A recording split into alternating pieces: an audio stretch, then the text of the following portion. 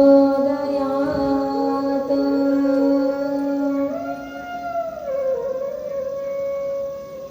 नारायणं नमस्कृत्यं नरं चैव नरोत्तमं देवीं सरस्वतीं व्यासं ततो जयमुदीरये।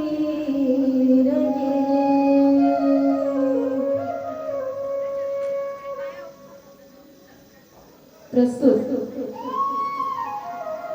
सर्वांनी शांतपणे सभामंडपामध्ये येऊन विराजमान व्हायचं आहे आणि समोरच्या मंडळींनी आपापसात चर्चा न करता व्यासपीठाकडे लक्ष द्यायचं आहे। आपण संसारातली कामं दिवसभर करतोय, आयुष्य आपलं त्यामध्येच चाललंय। हा नवरात्रीचा परम पावन पर्व काळ आणि या काळामध्ये श्री कमळच्या माता सेवाभावी मंडळ तसेच समस्त कर्जुले हरेश्वर ग्रामस्थ यांच्या संयुक्त संयोजनातून उत्कृष्ट अशा संयोजनातून असं म्हणतात, असं चांगल्या गोष्टींचं आयोजन करणं हे दुर्लभ असतं आणि त्यातूनही त्याचं उत्तम प्रकारचं असं नियोजन करणं। गोष्टी आपण बऱ्याच करण्याचा प्रयत्न करतो, पण उत्कृष्ट प्रकारचं नियोजन करून त्या गोष्टी करणे असं म्हणतात संयोजकः तत् अतीव दुर्लभः। म्हणजे कुठल्याही गोष्टीचं आयोजन उत्तम प्रतीचं करण्यासाठी तो संयोजक सुद्धा उत्तम प्रतीचा असला पाहिजे आणि असंच उत्कृष्ट प्रतीचं संयोजन समस्त हे सेवाभावी मंडळ आणि समस्त कर्जुलेश्वर ग्रामस्थांच्या वतीने या ठिकाणी गेले 8 दिवस, आजचा 9वा दिवस आहे, आपण पाहतो आहे या कथारूपी ज्ञानगंगेचा आपण सर्वजण आस्वाद घेत आहोत। आणि जसं की शास्त्रामध्ये सांगितलेलं आहे की हा जो शारदीय नवरात्रोत्सवाचा काळ आहे हा महाघोर काळ आहे असं सांगितलं। या काळामध्ये रोगराई पसरते, जीवितहानी होते, विविध नैसर्गिक आपदा या काळामध्ये येऊ शकतात। अशा प्रकारचं नैसर्गिक वातावरण या काळामध्ये निर्माण होत असतं। म्हणूनच या सर्व काळांवरती हे सर्व दुःख संकट निवारण करणारी अशी कोण आहे तर ती जगत जननी जगदंबा भवानी परात्पर शक्ती आदि माया, जिला राजराजेश्वरी असं देखील म्हणतात। सगळ्यांची जननी अशी जी आहे अशी जगत जननी जगदंबा हिच्या कृपेनेच केवळ ती संकट निवारण केली जातात। म्हणून तिची जर उपासना नवरात्रीमध्ये जर आपण केली तर ह्या सर्व संकटांपासून आपलं निवारण होतं। आपण वैयक्तिक रीतीने देखील तिथं दुसरं कोणी असतं ना दुसरं कोणीतरी हवं होतं तिथं।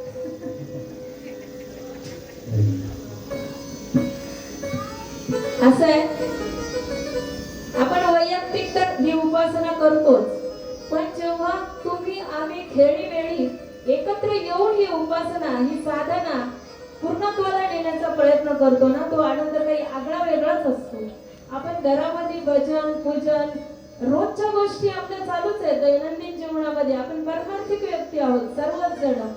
पण या पर्व काळामध्ये जर आपल्याला अशी संधी मिळाली की आपण सर्वजण एकत्रित येऊया आणि त्या आराध्य दैवतेचं स्मरण चिंतन भजन पूजन कीर्तन कथा ह्या सगळ्या गोष्टी आपण एकत्रित करून मिळून करूया, अशी जर संधी आपल्याला उपलब्ध झाली तर त्याच्यापेक्षा जास्त भाग्यवान आपण होऊ शकत नाही। आपण खूप जास्त भाग्यवान आहोत की अशी संधी या मंडळाच्या माध्यमातून या ग्रामस्थांच्या माध्यमातून म्हणजे आपल्याच सर्वांच्या माध्यमातून ही संधी आपणच उपलब्ध करून घेतली। लोकशाही राज्य, लोकांनी लोकांच्या कल्याणासाठी लोकांसाठी चालवलेलं राज्य असं आहे। म्हणून जे आपल्याच ग्रामाच्या विकासासाठी आपणच संयोजन केलेलं आपल्याच वक्त्याकडून आपणच ऐकतोय अशी ही आगळी वेगळी अशी ही कथा या ठिकाणी सादर केली जाते। पण श्रोत्यांचा उत्साह पाहता सर्व प्रतिसाद आपल्या सर्वांचा पाहता दिवसेंदिवस आपण जे पाहतो आहे ना कथेचा उत्साह वाढतो आहे, सर्व जणांचा सहभाग त्यामध्ये वाढतो आहे आणि जसं आपण पात्र केली झाकी करण्याचा प्रयत्न करतो आहोत आणि खूप सुंदर असा प्रतिसाद त्याला देखील मिळतो आहे, आपण ग्रामीण भाग म्हणतो. काल देखील ते बोलले की ग्रामीण भागातील मुलांना ही संधी मिळते, स्टेज मिळते. खरंच ही गोष्ट ग्रामीण भागामध्ये ह्या गोष्टी सहजासहजी उपलब्ध होत नाही. आणि आपण म्हणतो की मुलांना जर ह्या गोष्टी लहानपणीपासून, आपल्याला वाटतं काय झाली सीता झाला राम, आपल्याला त्यात फारसं एवढं काही वाटत नाही. पण खरं सांगू, या गोष्टी त्या मुलांना संस्कार घडवण्यासाठी फार महत्त्वपूर्ण असतात बरं का. व्यासपीठावर बसून सांगते, ग्रंथ समोर ठेवून सांगते, हे अनुभवाचे बोलत बघा. मी सुद्धा 7वी 8वीला असताना एकदा राम आणि सीतेच्या विवाहामध्ये, रामायणाच्या कथेमध्ये राम झाले होते. आणि तेव्हाचा काढलेला फोटो आजपर्यंत आपण पाहतो. मला वाटतं त्यावेळी लागलेली ती चटक जी असते ना, ती माणसाला गप्प नाही बसू देत. ती चटक असते. हे ह्या मुलांना आपण जर दाखवून दिलं ना, निश्चितच आपल्या गावात दुसरीकडून वक्ते आपल्याला कदाचित आणावेच नाही लागणार. हेच कदाचित उद्याचे भावी अभ्यासक होतील, महात्मे होतील, यात निश्चितच शंका नाही. आणि संस्कारक्षम पिढी निर्माण करण्यामध्ये आपला वाटा हा निदान सिंहाचा वाटा नाही आपल्याला उचलता आला तरी खारीचा वाटा तरी आपला निश्चितच त्याच्यामध्ये असणार आहे. याचं एक आगळं वेगळं समाधान आपल्याला असणार आहे बघा. आणि याच्यापेक्षा हे समाधान आहे ना, हे संपत्तीने, प्रॉपर्टीने, इस्टेटीने, पदाने आपल्याला नाही मिळणार. आपली पुढची पिढी ही संस्कारक्षम आहे, योग्य मार्गाने मार्गस्थ आहे. हे समाधान जे आहे ना, ते जगातील सर्वश्रेष्ठ समाधान आहे. आणि ह्या गोष्टी जर आपण पुढच्या पिढीला नाही देऊ शकलो आणि ते क्षुल्लक समजून चालणार नाही. खरंच पुन्हा पुन्हा सांगते, आपल्याला त्या गोष्टी छोट्या छोट्या वाटतात, पण छोट्या छोट्या गोष्टींनीच त्या गोष्टी मोठ्या होत असतात. ही गोष्ट लक्षात घ्यायची. बारीक बारीक गोष्टींमधला देखील सहभाग, आपला उत्साह, तो पाहूनच आपली मुलं घडत असतात. आणि हे जर आपण आपल्या मुलांना नाही दिलं, छोटं छोटं आहे म्हणून आपण जर त्याच्याकडे दुर्लक्ष करत गेलो ना, तर होतं काय माहिती का, मग त्या मुलांना जर त्या गोष्टी माहीत नाही झाल्या आणि त्यातून त्यांचे संस्कार विकसित झाले नाही आणि मग त्यांना जर संगत वाईट लागली किंवा संगतीच्या माध्यमातून म्हणा, इतर हे कलियुग आहे, जे नाही ते पाहायला मिळतं, जे नाही ते ऐकायला भेटतं, जे नाही ते करायला भेटतं.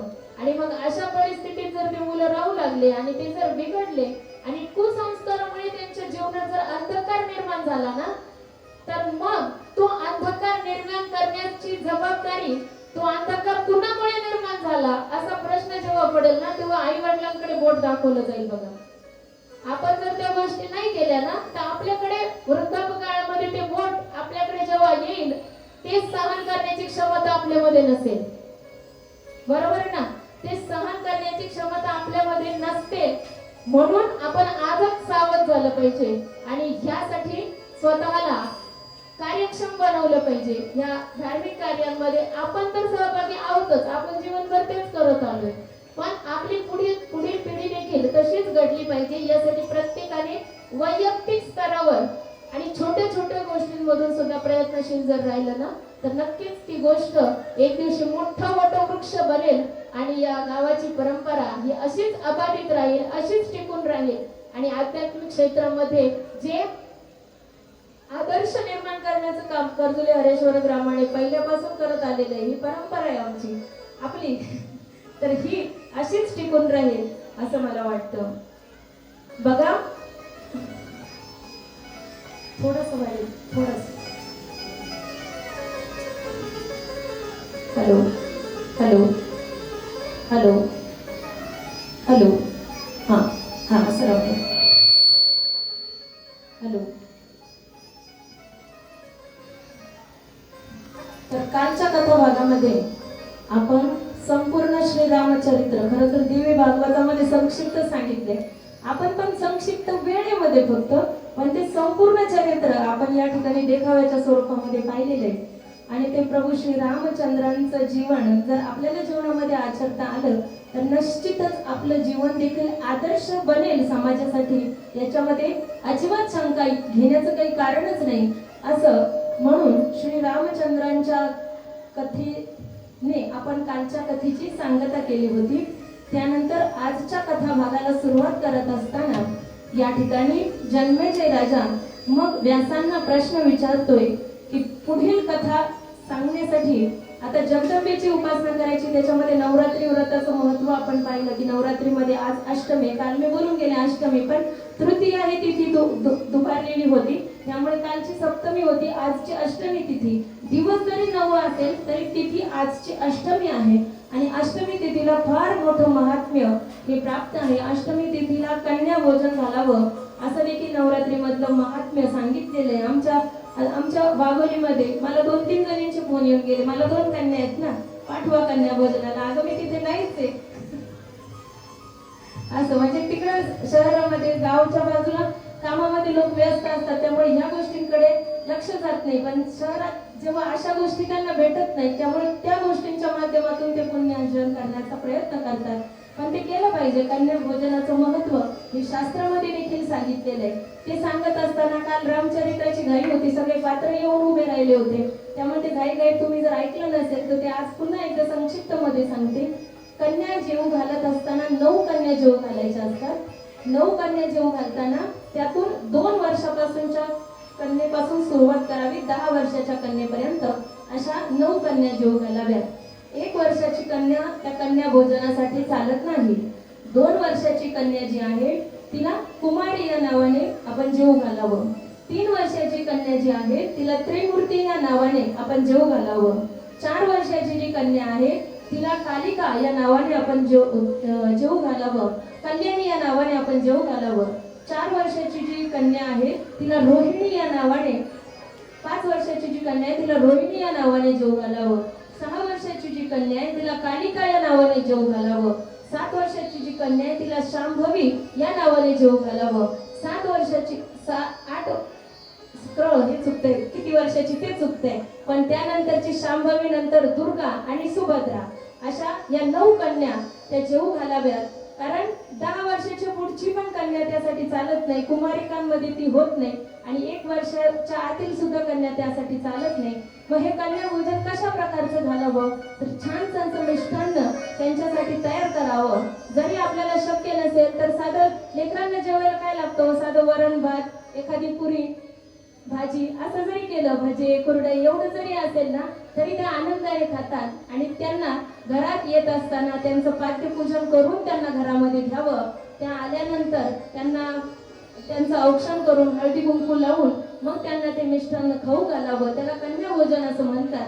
आणि ते केल्यानंतर मग शेवटी त्यांना तसाच निरोप नाही द्यायचा, तर त्यांच्यासाठी काहीतरी सौभाग्य अलंकार असं त्यांना देण्यासाठी आपण आणावेत. मग आता कन्यांना देण्यासाठी आपण काय आणणार, ते छोट्या छोट्या वस्तू जरी आणल्या ना, छान छान बांगड्या जरी त्यांच्यासाठी आणल्या ना, 2-2 बांगड्या, तरी त्यांना खूप आनंद होतो. बांगड्या असेल, टिकल्याचं पाकिट असेल, गंधाची डबी असेल, असं छोटं जरी आपण दिलं ना तरी त्यांना आनंद होतो. पण अशा वस्तूंचं दान या छोट्या छोट्या झाल्या, पण या आपल्या पुण्याच्या संचयामध्ये फार मोठा वाटा याचा होत असतो.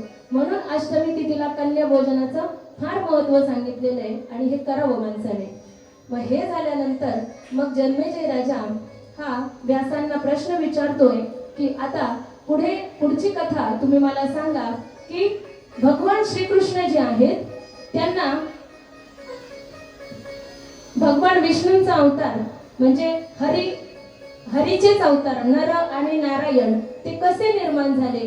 पुढे कृष्णाने सुद्धा हे कुठल्या स्वतः भगवान विष्णू असताना सुद्धा त्यांना मृत्यू लोकामध्ये जन्म का घ्यावा लागला, तो कारावासामध्ये का घ्यावा लागला. नर आणि नारायण यांनी एवढी तपश्चर्या केली. आणि म्हणजे असं आहे की माणसाने सत्कार्य जर करत राहिलं ना तर 4 वर्ण जे समाजामध्ये आहेत, ब्राह्मण, क्षत्रिय, वैश्य आणि शूद्र असे 4 वर्ण आपण म्हणत असतो. तर प्रत्येकाचं कर्तव्य हे वेगळं सांगितलेलं आहे आणि त्या कर्तव्याने त्या कुळाला ते पुण्य प्राप्त होत असतं. मग ब्राह्मणाचं कर्तव्य सांगितलंय शमो दमस तपस शौचम शांती राजवमेवच ज्ञान विज्ञान मास्तिक्यम ब्रह्म कर्म स्वभावजम असं कर्म हे ब्राह्मणाचं सांगितलं. क्षत्रियाचं कर्म सांगितलं शौर्यम तेजो धृतीर दाक्षम युद्धे चाप्य पलायनम दानम ईश्वर भावश्च क्षात्रम कर्म स्वभावजम. म्हणजे क्षत्रियाच्या ठिकाणी शौर्य असलं पाहिजे, तेज असलं पाहिजे, आपल्या ठिकाणी आश्रित असलेल्यांच्या प्रती ईश्वर भाव, त्याचा ईश्वर भावाने त्यांचा सांभाळ करणारा असा तो क्षत्रिय असतो. तर त्याच्या ठिकाणी दयाभाव असतो, असा तो क्षत्रिय असतो. हे क्षत्रियाचे गुण सांगितले. कृषी गौरक्ष वाणिज्यम वैश्य कर्म स्वभावजम, वैश्याने शेती करावी असं सांगितलेले. आणि ही तिन्ही वर्गांची सेवा करण्याचं काम हे शूद्राला दिलेलं आहे. मग आता हा जर क्रम आपण पाहिला तर असं आहे, सर्वात कनिष्ठ दर्जाचं जर आपण पाहिलं तर क्षुद्र ज्याला आपण म्हणतो ते. मग शास्त्रामध्ये असं सांगितलंय की क्षुद्र जातीमध्ये जन्माला आल्यानंतर सुद्धा जर भगवंताची भक्ती त्या व्यक्तीने जर केली असेल तर त्याचा जन्म पुढच्या जन्मी तो वैश्य कुळात जन्माला येतो. बरोबर आहे ना? म्हणजे बढती मिळते, प्रमोशन होतो. क्षुद्र जन्माला आलाय पण चांगली संगती केली, चांगली भक्ती केली तर तो वैश्य कुळात जन्माला येतो. वैश्य कुळामध्ये जन्माला आलेला एखादा व्यक्ती जर सदाचरणी असेल, तो जर भगवंताची भक्ती जर त्याच्या जीवनात घडली तर तो क्षत्रिय कुळात जन्माला येतो. आणि क्षत्रिय कुळामध्ये जन्माला आलेला व्यक्ती जर त्याच्याकडून भगवंताची भक्ती जर घडत असेल तर तो ब्राह्मण कुळामध्ये जन्माला येतो. तसं तो कुळ जाती अप्रमाण हे माऊलींनी आपल्याला सांगितलेले 9व्या अध्यायामध्ये. आणि आपणही तुकाराम महाराजांचे अनेक अभंग पाहतो, त्याच्यामध्ये आपल्याला लक्षात येतं की वेगवेगळ्या जाती धर्माचे असतील. आता हे वर्ण वेगळे, जाती वेगळ्या, पण आपण वर्ण आणि जाती सगळे एकत्रच करून वेगळाच काहीतरी विषय घेतो आणि वादाचे कारण निर्माण करत असतो. पण ह्या सगळ्या गोष्टी या क्षुल्लक आहेत. केवळ आणि केवळ भगवंताची भक्ती मानवी जीवनामध्ये घडली तरच मानवी जीवनाला इति कर्तव्यता प्राप्त होते, तरच त्या व्यक्तीला जीवनाचं कल्याण साधता येतं. कोण कुठल्या कुळात जन्माला आला, कोण कुठल्या जातीत जन्माला आला, त्यावरून भगवंत त्याच्यावर किती कृपा करायची, त्याला किती जवळ घ्यायचं हे नाही ठरवत. हे आपले काम आहेत, म्हणून तर आपण इथे आहेत, हो की नाही? म्हणून तर आपली बढती होत नाही, आपलं प्रमोशन का होत नाही? कारण आपण याच्यातच अडकलोय, म्हणून होत नाही. पवित्र ते कुळ पावन तो देश, जेथे हरीचे दास जन्म घेते. तोच देश पावन असतो, तेच कुळ पावन असतं जेथे हरीचे दास जन्म घेतात. कर्म धर्म त्यांचा झाला नारायण, त्यांचे पावन तिन्ही लोक. वर्ण अभिमाने कोण झाले पावन? सांगा, वर्णाचा अभिमान घेऊन कोण पावन झाले? ऐसे ते सांगून माझ पाशी अंत्यजादी योनी, करल्या हरी भजनी तयांची पुराणे भाट झाली. वैश्य तुळाधार, गोरा तो कुंभार, धागा तो चांभार रोहिदास. कबीर मोमीन लथिफा मुसलमान, सेना नावी जाण विष्णुदास. कानोपात्रा खोदू पिंजारे तो दादू, भजनी अभेदू हरीच्या नामे. चोखा मेळा वंका जातीचे महार, त्यासी सर्वेश्वर ऐक्य करी. नामयाची जणी कोण तिचा भाव, जेवी पंढरी राव ती सवे. मैराळ जनक कोण कुळ त्याचे, महिमाण तयाचे काय सांगू. याता याते धर्म नाही विष्णुदास.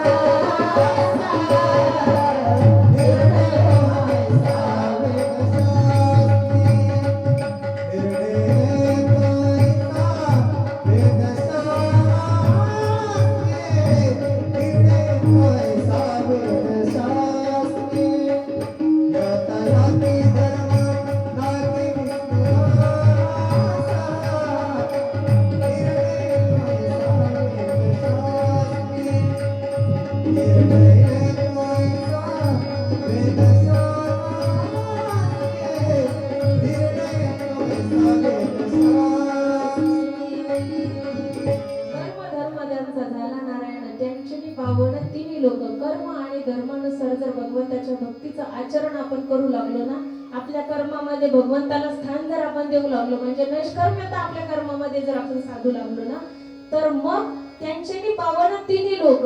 त्यांच्यामुळं फक्त तेच नाही, त्यांचाच नाही उद्धार होत, त्यांच्यामुळं तिन्ही लोक पावन होतात असं सांगितलंय. बघा ही व्याप्ती, बघा ही किती मोठं अलौकिकत्व आहे. हे आपल्या पुरतं विचार करण्याचे छोट्या छोट्या गोष्टी नाहीच आहेत. आपण आपलं घर फार झालं तर आपलं गाव एवढाच विचार करतो, पण तिन्ही लोकांचा उद्धार करण्याची क्षमता त्या हरीच्या दासांमध्ये असते. असे प्रमाण संतांनी लिहून ठेवलेले, ते उगाच नाही लिहून ठेवले काहीतरी अनुभवाशिवाय आणि अशा गोष्टी घडल्याशिवाय नाही लिहून ठेवले ना ते. आपण म्हणतो आपण इथं पृथ्वी माता उभी केली होती बघा, भारत माता उभी केली होती. ती भारत माता आपल्या सगळ्यांचं, पृथ्वी माता आपल्या सर्वांचं संरक्षण करते, रक्षण करते. मग ही भारत माता, हिच्यावरती आम्ही एवढे अन्याय करतोय. रोज ज्या गोष्टी आपण ऐकतो वर्तमानपत्रामध्ये वाचताना, काळजाचा थरकाप होतो. अशा न्यूज आपण वर्तमानपत्रामध्ये वाचत असतो. एवढे अन्याय अत्याचार हे काय आकाशात होतात का, अदंतरी होतात का कुठं? पृथ्वीवरच सगळे लोक हे आचरण करतात की नाही? घाणेरडं वर्तन या पृथ्वीवरच केलं जातं. कचरा टाकायचं काम, पसारा करण्याचं काम हे आपल्या मार्फतच केलं जातं. मग ही पृथ्वी माता या सर्वांना कंटाळत कशी नाही? ही एवढ्या सगळ्यांचा सांभाळ तरी पण का करते आहे? असा प्रश्न एकदा शंकराचार्यजींच्या शिष्याने त्या शंकराचार्यजींना विचारला होता की गुरुदेव, मला असा प्रश्न पडतो, एवढा अन्याय अत्याचार होऊन सुद्धा ही पृथ्वी माता अजूनपर्यंत तग धरून कशी? पटतंय का तुम्हाला? जो प्रश्न मी उपस्थित केला तो तुमच्याही मनात निर्माण झालाय का? तर आपण त्याचं उत्तर पाहूया. तर शंकराचार्यांनी त्याला उत्तर दिलं, हे शिष्या, गोभीर विप्रेष्ट वेदिष्ट सतिभिः सत्यवादिभिः अलुब्धैभिः सप्तभिर्दानशूरश्च सप्तभिर्धार्यते मही. म्हणजे या पृथ्वीवरती अशी 7 तत्व आहेत बघा. गो, विप्रेष्ट, वेदाचं पठन करणारा, वेद मंत्रांचा उद्घोष करणारा असा वेदिष्ट, सतिभिः म्हणजे एखादी पतिव्रता स्त्री, सत्यवादिभिः सत्य वचन बोलणारा असा एखादा व्यक्ती, अलुब्धैहि अलोभी निर्लोभीपणे काम करणारा असा एखादा व्यक्ती, दानशूरष्ट दान करणारा, दान धर्म करणारा असा एखादा व्यक्ती.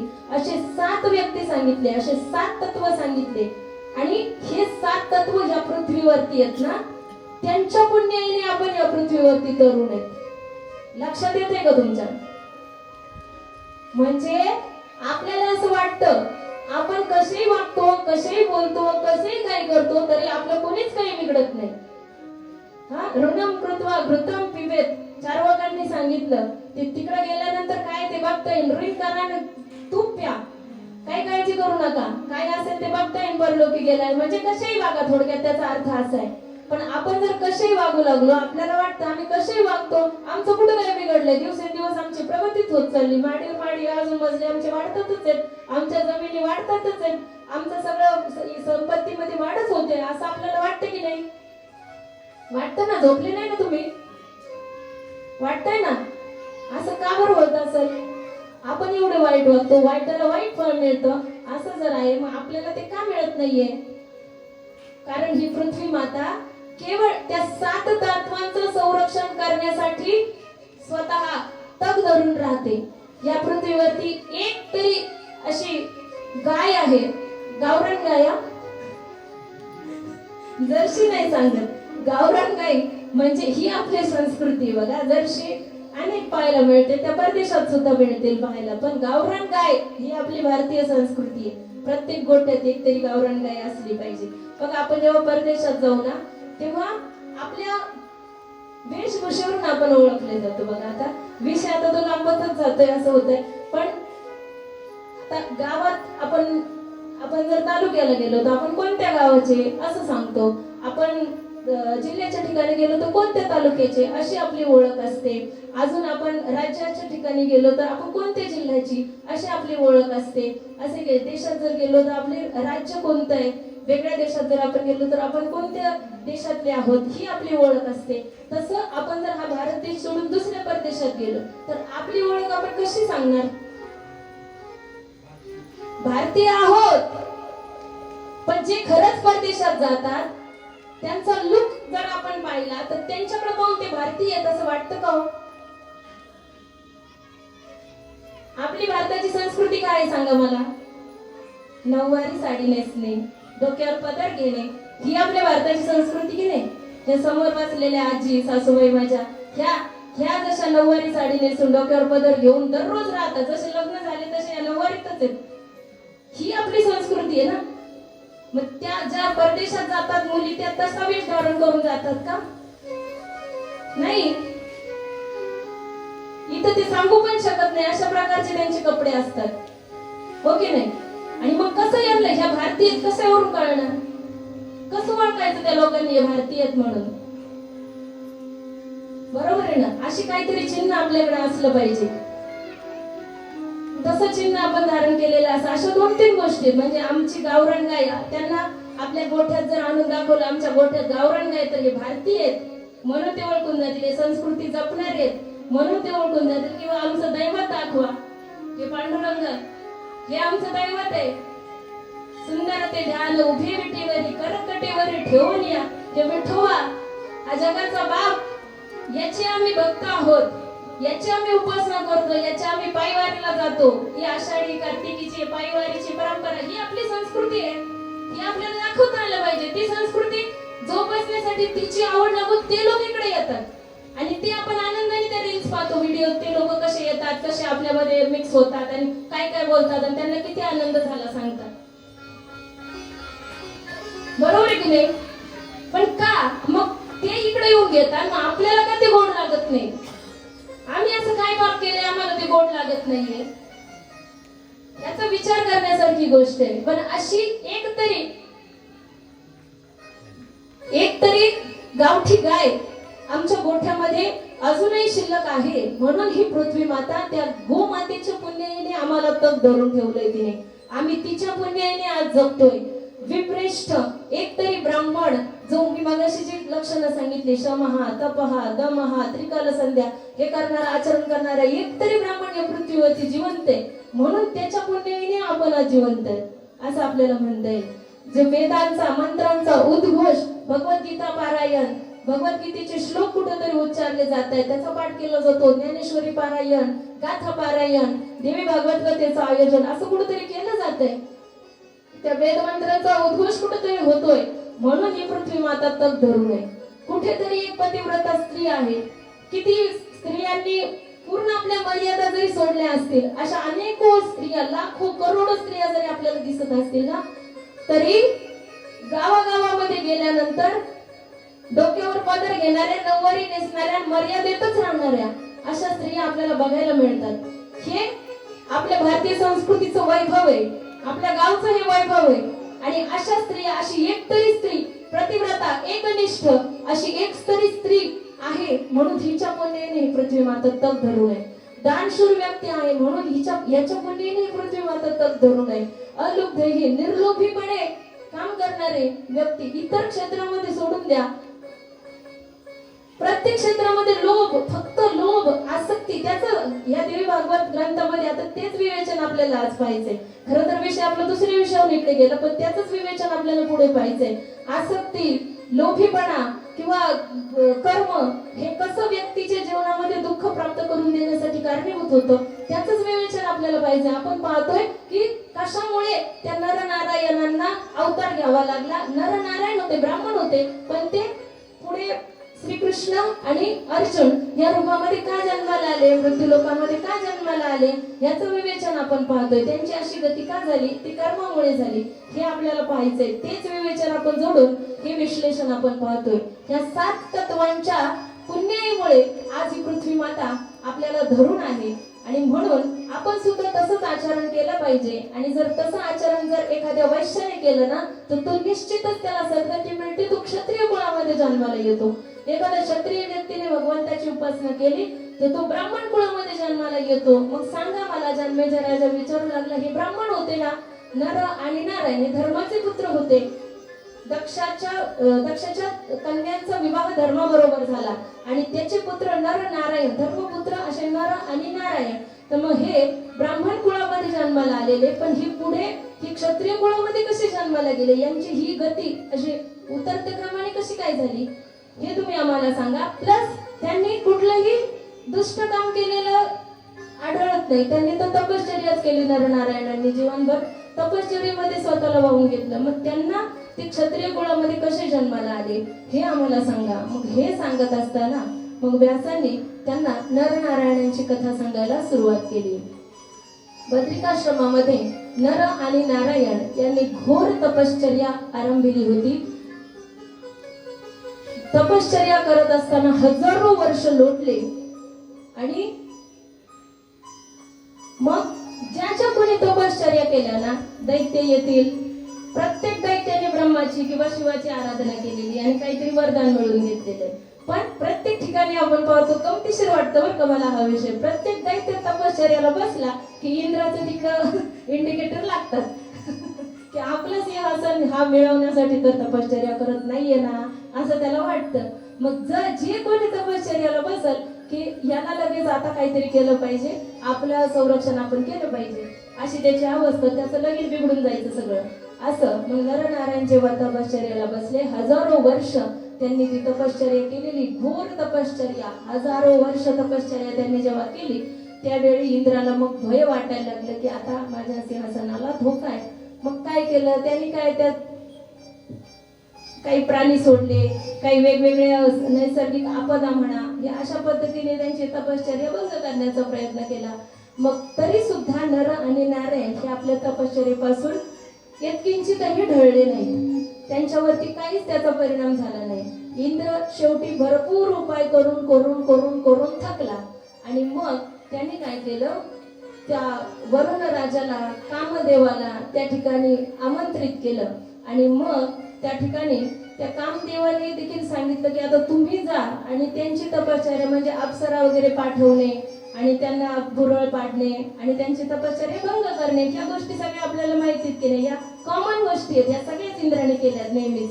मग असं काहीतरी करून त्यांची तपश्चर्या भंग करण्याचा प्रयत्न करूया असं जेव्हा इंद्राला वाटलं आणि त्याने त्या इच्छेने त्यांना जेव्हा तिथे बोलवलं, त्यावेळी कामदेव सुद्धा म्हणू लागले की हे शाक्त आहेत. नर आणि नारायण हे शक्तीची उपासना करत होते. शक्तीची उपासना करणारे असे जे भक्त असतात ना, त्यांना कशापासूनही त्यांना भयच नसतं, त्यांना कोणतीच गोष्ट पराभूत करू शकत नाही, कशाच त्यांना कशाची चिंता नाही, त्यांना कशाचा लोभ नाही. जे काम, क्रोध, लोभ, मोह, मद, मत्सर हे जे सगळे शत्रू आहेत ना आपले, त्याच्यामुळे आपल्याला आपल्याकडून नको नको ती कृत्य होतात. हे सगळे जे आहेत हे 6 जण हे त्याच्यासाठी कारणीभूत असतात. पण हे जे शक्तीचे उपासक जे असतात ना, त्यांना मात्र हे विकार घाबरवू शकत नाहीत किंवा पराभूत करू शकत नाहीत. त्यामुळे हे कार्य आम्हाला आधीच अशक्य वाटते. आता बघा, आधीच हातपाय गळालेत यांचे, हे काय पराक्रम गाजवणार आहेत तिथं जाऊन. असं कामदेव त्यांना म्हणू लागला की आम्हाला नाही वाटत हे सक्सेसफुल होईल बरं का, पण आता तुम्ही सांगताय, तुम्ही आज्ञा देताय, म्हणून आम्ही तुमचं काम करायला जातो.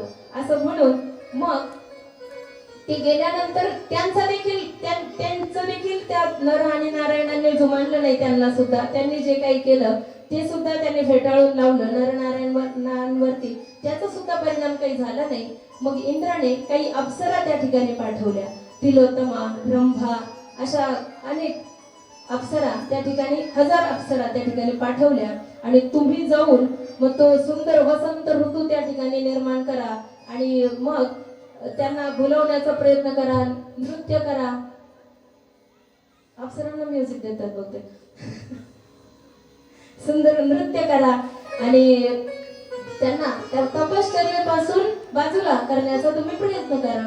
असं म्हणून त्या अप्सरांना जेव्हा नर आणि नारायण यांच्याकडे त्यांनी पाठवलं, त्यावेळी झालं असं की नर नारायण तपश्चर्येमध्ये व्यस्त होते आणि या अप्सरा जेव्हा नृत्य, गायन या गोष्टी करू लागल्या, त्यांना यत्किंचितही काहीच फरक पडत नाही. शक्तीची उपासना करणाऱ्यांना कशापासूनच काही धोका होत नाही. आणि त्या अप्सरा नाना रीतींनी आता त्यांचं गायन, वादन आणि सर्वांग सुंदर, पुन्हा एकदा म्हणेल आपल्या गावात दाखवायला नाही, अशा सगळ्या त्या हजारो जणी होत्या. इतक्या सुंदर होत्या, इतक्या लावण्यवती होत्या, स्वरूप सुंदर अशा त्या सगळ्या जणी होत्या.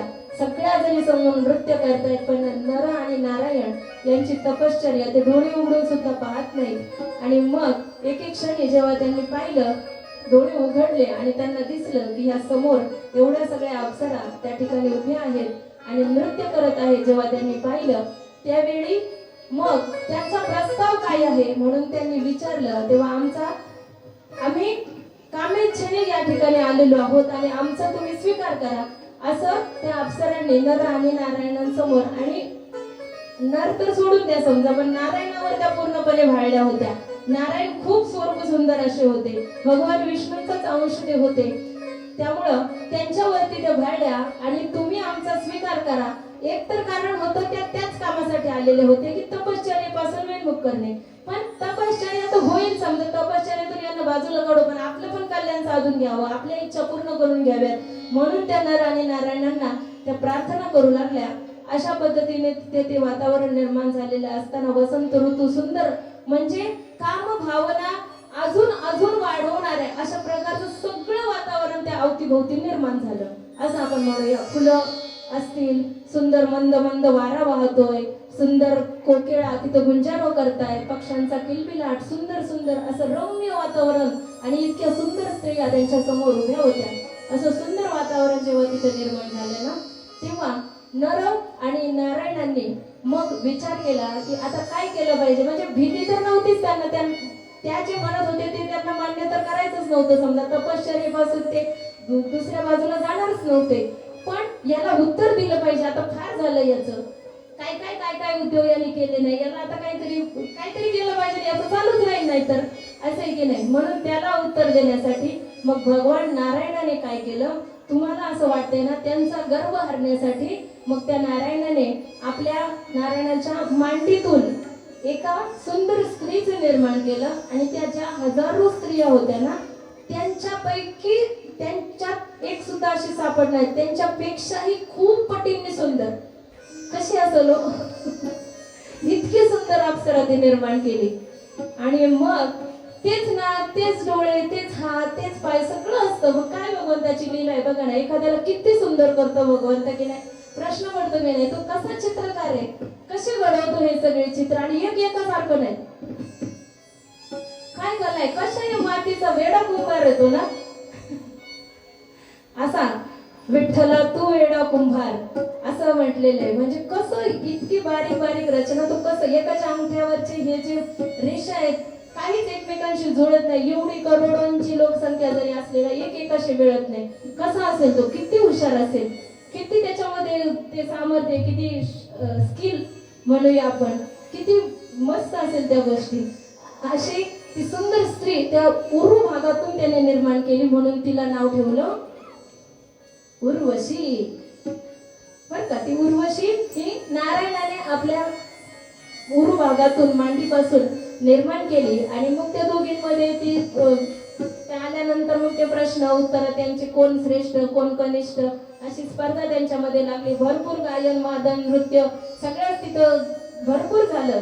आणि मग शेवटी ती रंभा जी होती ती शेवटी हारली आणि मग उर्वशीचा त्याच्यामध्ये विजय झाला. ऍक्च्युली तिला पाहत्या क्षणीच हिचे हातपायच गळाले होते की आता ही आपल्यापेक्षा जास्त सुंदर आहे, ही काहीतरी उजवीच आहे आपल्यापेक्षा, हे तिला आधीच कळालं होतं. पण अशीच माघार कशी घ्यायची, म्हणून ती स्पर्धा तिने केली आणि तिथे तिने माघार घेतली, हार पत्करली. आणि आता हार पत्करल्यानंतर मग आता तर आमची हार झालेली म्हटल्यानंतर आमचा स्वीकार आता तुम्हीच करा, अशी पुन्हा प्रार्थना त्या नारायणांना ती त्या सर्व अप्सरा त्या ठिकाणी करू लागल्या. आणि मग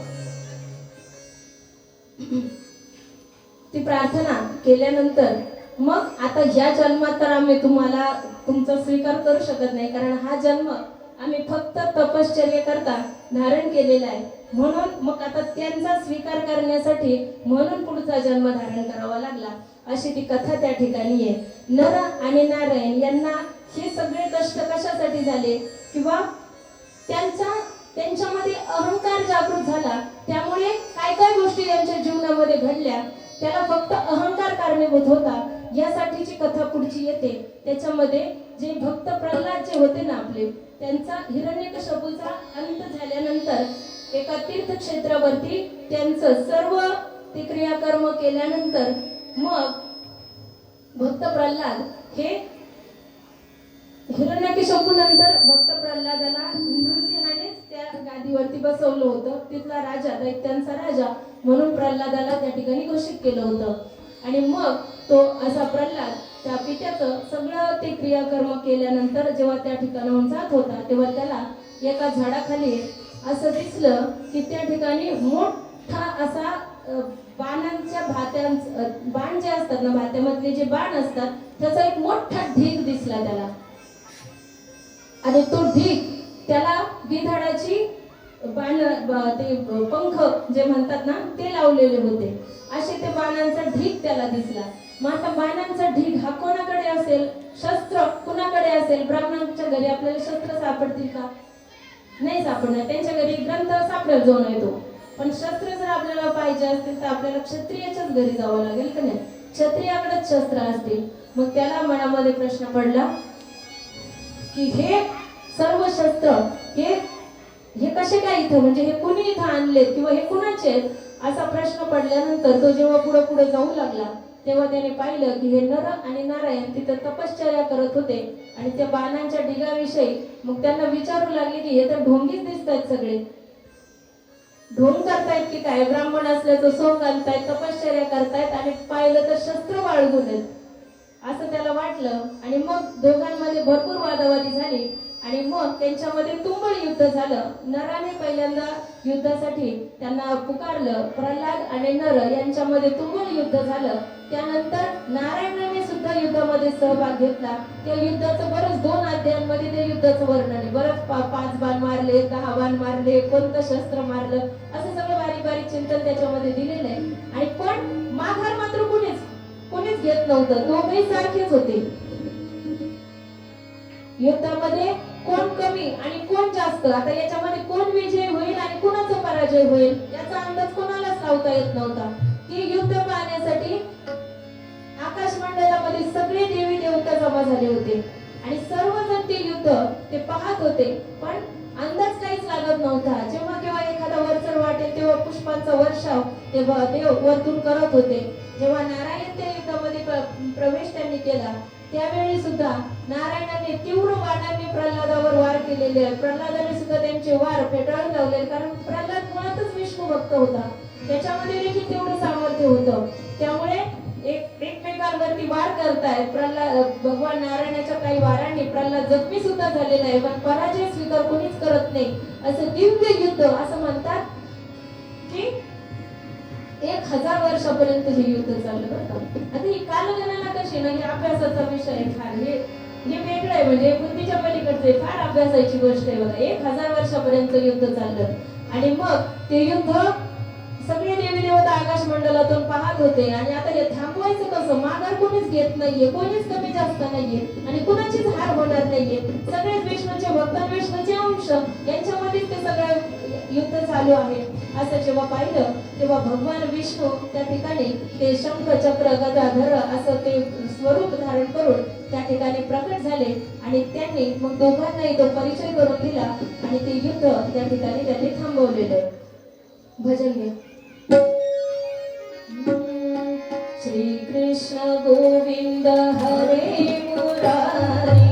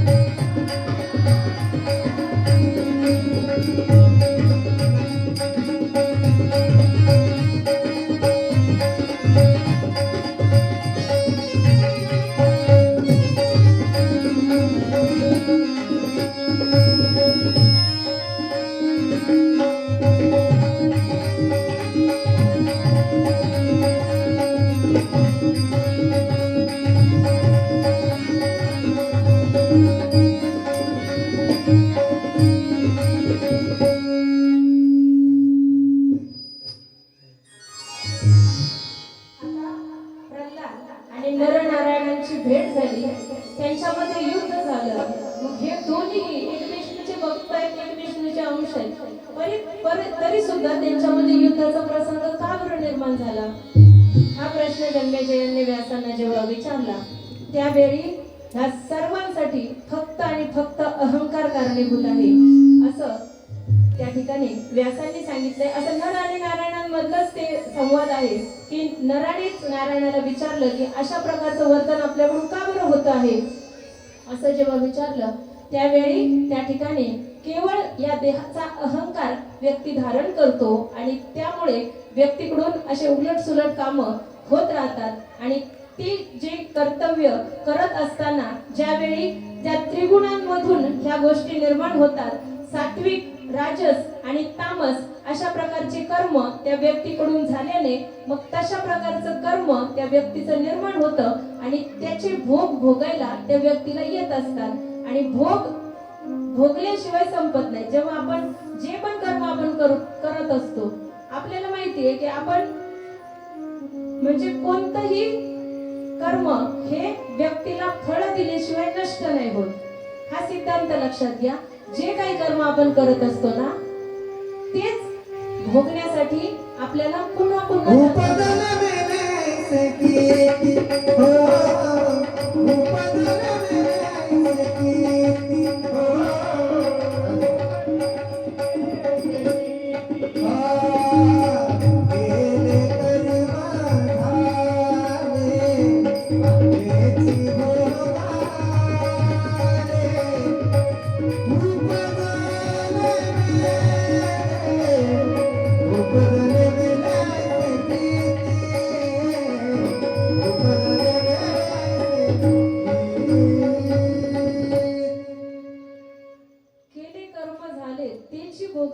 उपजले मेले ऐसे किती भोगतो न घडे संचित वाचले. ते जे भोग आहे ना ते कर्माच्या रूपाने जे संचित आपण निर्माण केलेले आहे ना तेच आपल्याला भोग द्यायला येत असतं आणि ते कर्म ते भोग दिल्याशिवाय नष्ट होत नाही. हा एक शास्त्राचा सिद्धांत आहे. मग जे कर्म व्यक्तीकडून घडत असतं ते 3 गुणांनी युक्त असतं. व्यक्ती जे कर्म करतो ना ते एकतर सात्विक असतं, एकतर राजस असतं किंवा तामस असतं. असं त्रिगुण लक्षणयुक्त असे ते कर्म असतात. मग हे कर्म कसे कसे असतात आणि ते कसे फळ द्यायला येतात त्यासाठी पुन्हा एकदा आपण भगवद्गीतेचा आधार त्या ठिकाणी घेऊ शकतो. जसं आपण त्या दिवशी आहार, दान, कर्म नाही तप हे जे पाहिले सात्विक, राजस, तामस याचं जसं विवेचन आपण पाहिलं तसंच कर्म देखील सात्विक प्रकारचं कर्म कोणतं, राजसी प्रकारचं कर्म कोणतं आणि तामसी कर्म कोणतं आणि ते कसं कसं फळ द्यायला व्यक्तीला येतं याचं देखील आपल्याला भगवद्गीतेच्या चिंतनातून आपल्याला ते पाहता येतं. नियतम संगरहित मराग द्वेषत कृतम अफल प्रेप्सुना कर्म यत्तत् सात्विकम उच्यते. असा श्लोक भगवद्गीतेच्या 18व्या अध्यायामध्ये आलेला आहे, 24 क्रमांकाचा श्लोक. तर त्याच्यामध्ये असं सांगितलेलं आहे की सात्विक कर्म कोणतं असा प्रश्न आपल्याला जेव्हा पडतो त्यावेळी जे कर्म त्याच्या फलाची आशा न ठेवता, स्वतःला करता न मानता आणि शास्त्रसंमत असं कर्म करत असताना स्वतःला करता न मानता असं जे कर्म केलं जातं ना त्याला सात्विक कर्म असं म्हणतात. आलं का लक्षात? लक्षात येतंय ना तुमच्या मधल्यांच्या मागच्यांच्या लक्षात येतंय ना काय सांगतेय? जेव्हा आपण एखाद्या चांगल्या कामामध्ये प्रवृत्त होतो पण आपल्याला वाटतं मग आपण आता चांगलं काम केलं तर याचं चांगलंच फळ आपल्याला मिळणार, पण ते का मिळत नाही? कारण ते काम करत असताना सुद्धा आपल्या मनामध्ये कुठेतरी एक इच्छा असते की आम्ही काहीतरी चांगलं करतोय ना, मग याचं काहीतरी चांगलं आम्हाला मिळायला पाहिजे किंवा हे मी करतोय असं जेव्हा आपल्याला वाटतं ना, याचा करता जेव्हा आपण स्वतःला ईश्वराला करता न मानता आपण जेव्हा स्वतःला करता मानू लागतो ना त्यावेळी तिथे गफलत होते आणि मग चांगलं काम करून सुद्धा आपण तिथेच राहतो, आपल्यात काहीच बदल होत नाही. अशा प्रकारचं ते सात्विक कर्म आहे ते करण्याचा माणसाने प्रयत्न करावा. म्हणजे काय करावं? थोडक्यात जी कर्तव्य आपल्या वाट्याला आलीत ना तर ते कर्तव्य यथा आपल्या शक्तीप्रमाणे आपण ती पार पाडावीत आणि ते कर्म करत असताना हे भगवंतानेच आपल्याला हे कर्म करण्यासाठी इथं पाठवलंय, हे कर्तव्य पार पाडण्यासाठी आपल्याला इथे पाठवलंय. जे काही करता धरता सगळा जो काही आहे ना तो केवळ एक नारायण आहे, तोच ही सगळी बुद्धी मला देतोय, त्यानेच मला यासाठी पाठवलंय. असा जर विचार आपण ठेवू लागलो ना तर मग त्या कर्माचा वाद आपल्या आपल्याला होत नाही. आणि ते कर्म हे सात्विक कर्म असं म्हटलं जातं. यत्तु कामेप्सुना कर्म साहंकारेण वा पुनः क्रियते बहुलायासं तद्राजस समुदाहृतम. म्हणजे असं कर्म ज्यातून त्या फळभोगाची इच्छा किंवा काहीतरी इच्छेने आपल्याला त्याचं रिटर्न काहीतरी मिळेल, असं जेव्हा दान पण जे आपण देतो तर परत रिटर्न आपल्याला ते मिळेल अशी अपेक्षा कधीतरी माणसाच्या मनामध्ये जागृत होते की हे दान दिल्यानंतर त्याचं रिटर्न आपल्याला काहीतरी मिळायला हवं असं जेव्हा वाटतं ना, तेव्हा ते राजस याच्यामध्ये येतं. म्हणून कर्म सुद्धा तसंच आहे. जेव्हा आपण कोणतंही कर्म करताना याच्यातून आपल्याला हे पाहिजे, म्हणजे आपण देवीला नमस्कार करतो, हा रोज नमस्कार करतो आणि रोज काहीतरी डिमांड्स आपले चेंज होत राहतात, काहीतरी मागतो. आज काही घरामध्ये सुख समृद्धीच असू दे, उद्या काय मुलाला नोकरीच लागू दे, परवा काय घरात पाळणा झालू दे, तेरवा काय अजून हा व्यवहार सक्सेसफुलच होऊ दे, अजून त्याच्या उद्या काय कांद्याला चांगला भावच मिळू दे, नाही का नाही?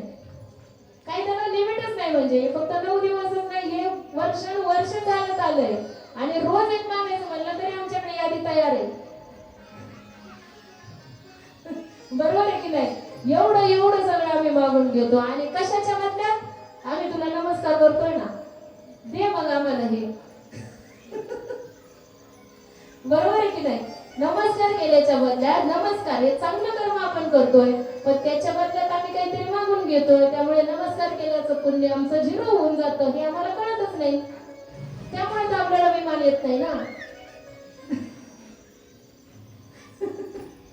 अशी तर आपली होऊन जाते. असं जे कर्म आहे ना, पण चला ठीक आहे, काहीतरी मागण्याच्या इच्छेने का होईना नमस्कार तर करताय, कोणाला लुबाडून तर आणत नाहीये, आमचं सगळं चांगलं होऊ दे म्हणून काही चोरी मारी तर आपण करत नाहीये, म्हणजे ते राजस कर्म आहे असं म्हटलं जातं.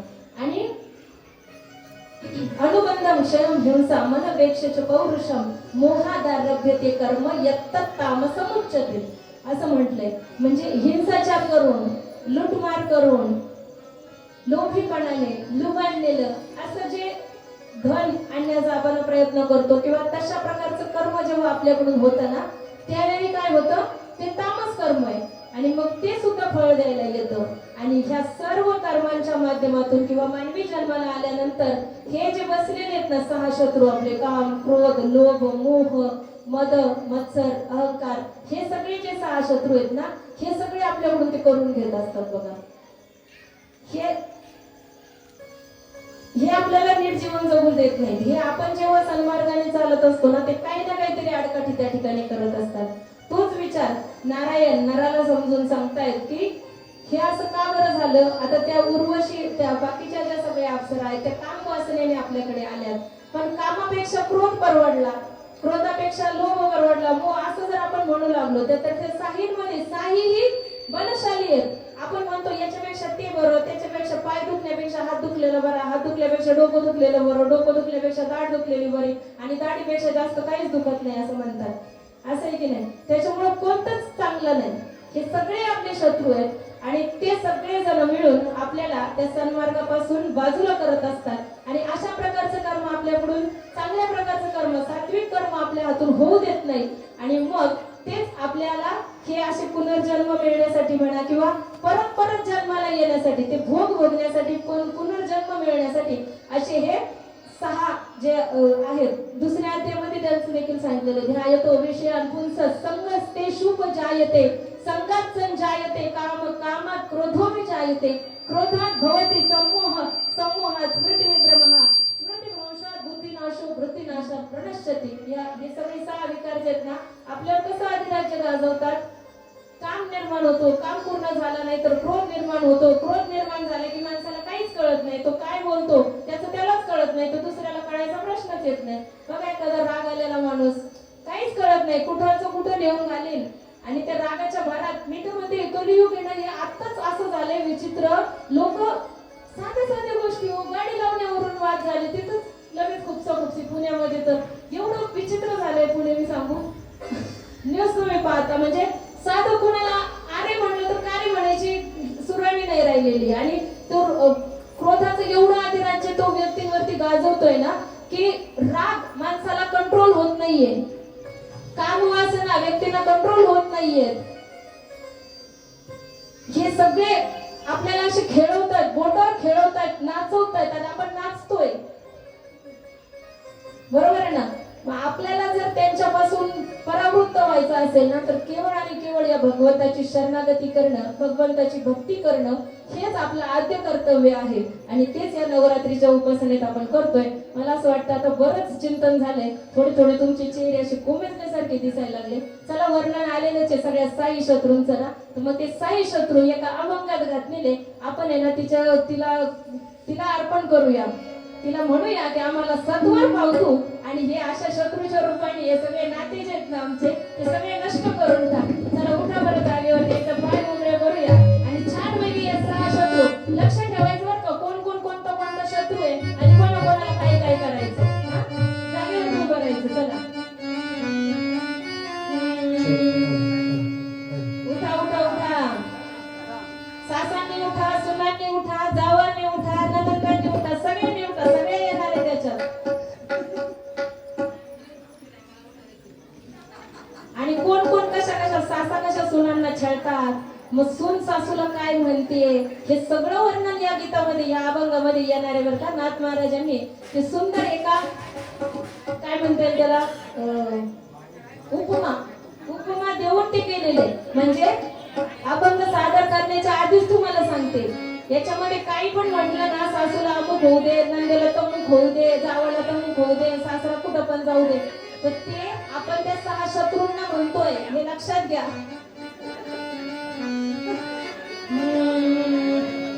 सत्वर पाव गे मला भवानी आई रोडगावा हिंदुया.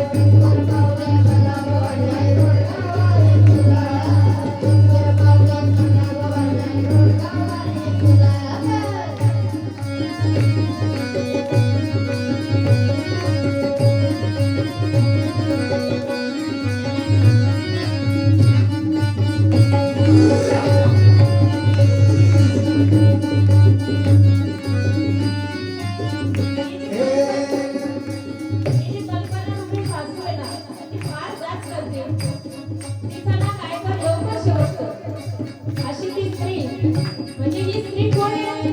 हा जीव जो आहे ना तो स्त्रीच्या भूमिकेतून नाथ महाराजांनी जीवाला स्त्रीची उपमा दिलेली आहे आणि तो जीव त्या भगवतीच्या चरणी अशी प्रार्थना करतो की या ज्या विकारांचा मला त्रास होतो आहे ही कामाला नको सासू जी आहे ती माझा फार त्रास करते त्यामुळे तू तिचा लवकर अंत कर या वासनाच्या आहे ते माझ्या संपून टाक आणि हा रोडगा जो आहे ना रोडगा शब्द कशासाठी वापरलाय? हा मनरूपी रोडगा आहे.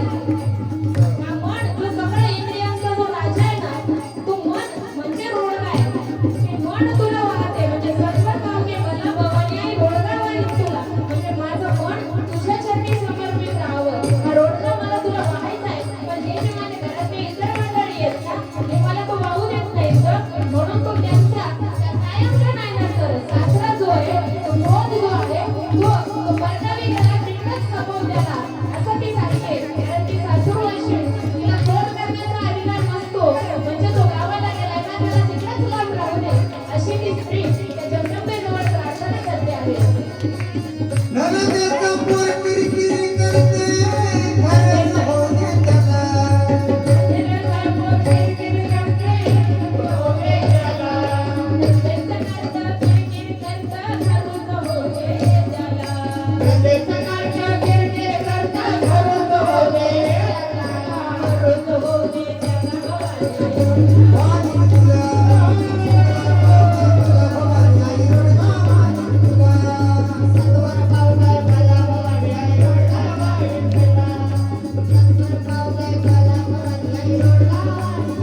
दादरा मारुनिया बुद्धी देईन मोकळी कर गं मला दादरा मारुनिया बुद्धी देईन मोकळी कर गं मला वर पावगे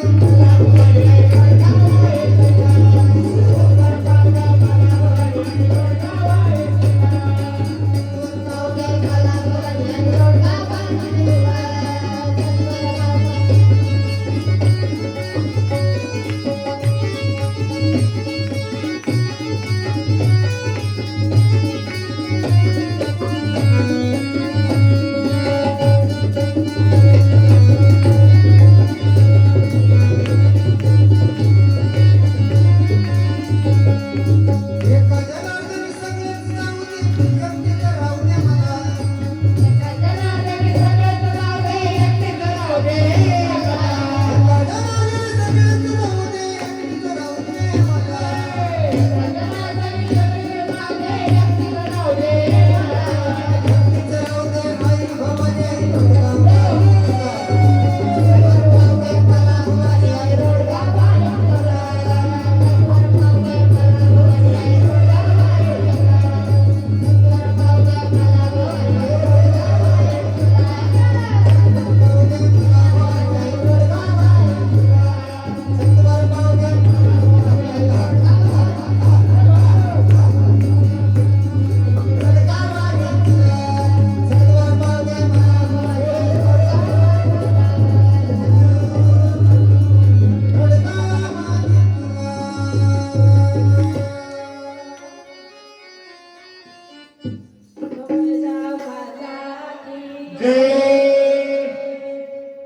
बसून जा.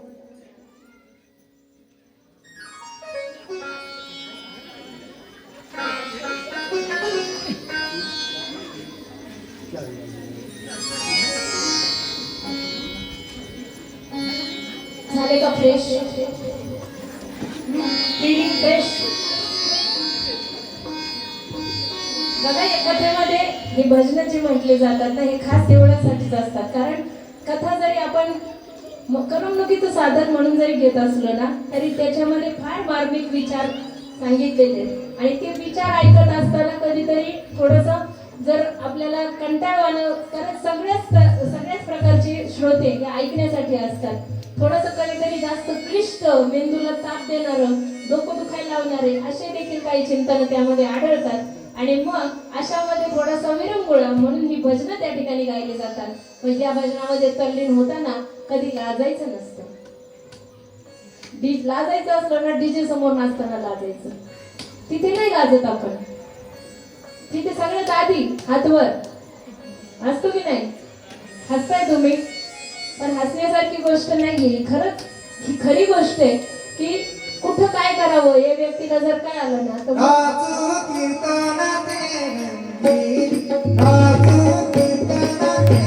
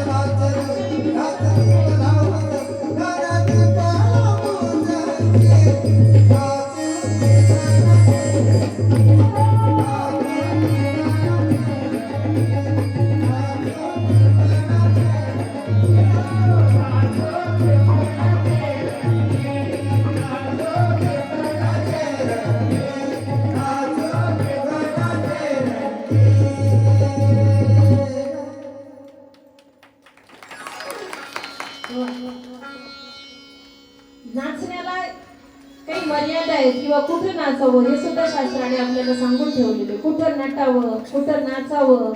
धन्य जगी तोची एक हरिरंगी नाचे. फक्त या धर्म मंडपामध्ये जर तुम्ही नाचलात ना तर तुमची कीर्ती पुराणांमध्ये सुद्धा गायली जाईल. ही सुद्धा आपल्याला त्यातून प्राप्त होऊ शकतं. तर तुम्ही जर डीजे समोर नाचलात तर मग त्यातून काहीच नाही प्राप्त होणार. पण आपण उलट सगळं आपल्याला विचार करण्याची सवय लागलेली आहे. त्याच्यामुळे आपल्याला ते कळत नाही, पण कळतं कधी कधी. आषाढी वारी आली की मग कळतं. जायचं का वारीला? जायचं ना? जायचं का? कसं जायचं?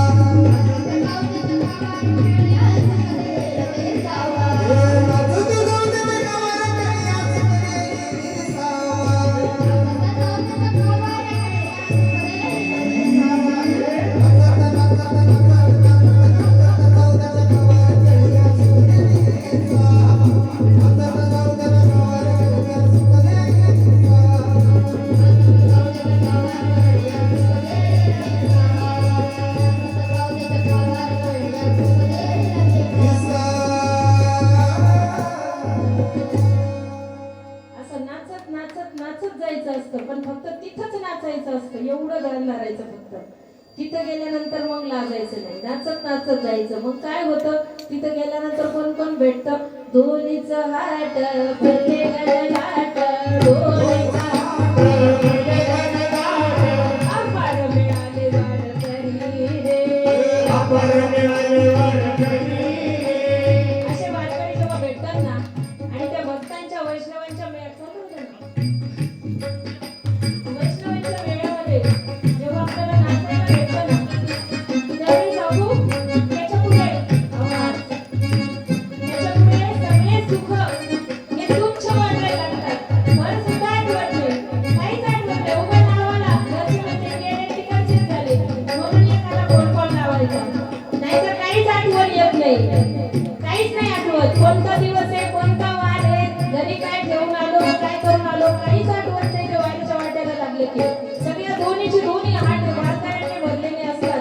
आपण वारकरी मिळतात आणि प्रत्येकाच्या मनातली भावना काय असते? आम्हाला मोक्ष नाही प्राप्त करून घ्यायचा, आम्हाला वैकुंठाला नाही जायचं. नाव जो म्हणतील आम्ही वैकुंठा, जिही देखील पंढरी रे, असं वर्णन आहे. आम्ही जे पंढरीचे वारकरी आहेत ना त्यांच्यापेक्षा भाग्यवान दुसरं कोणीच नाही.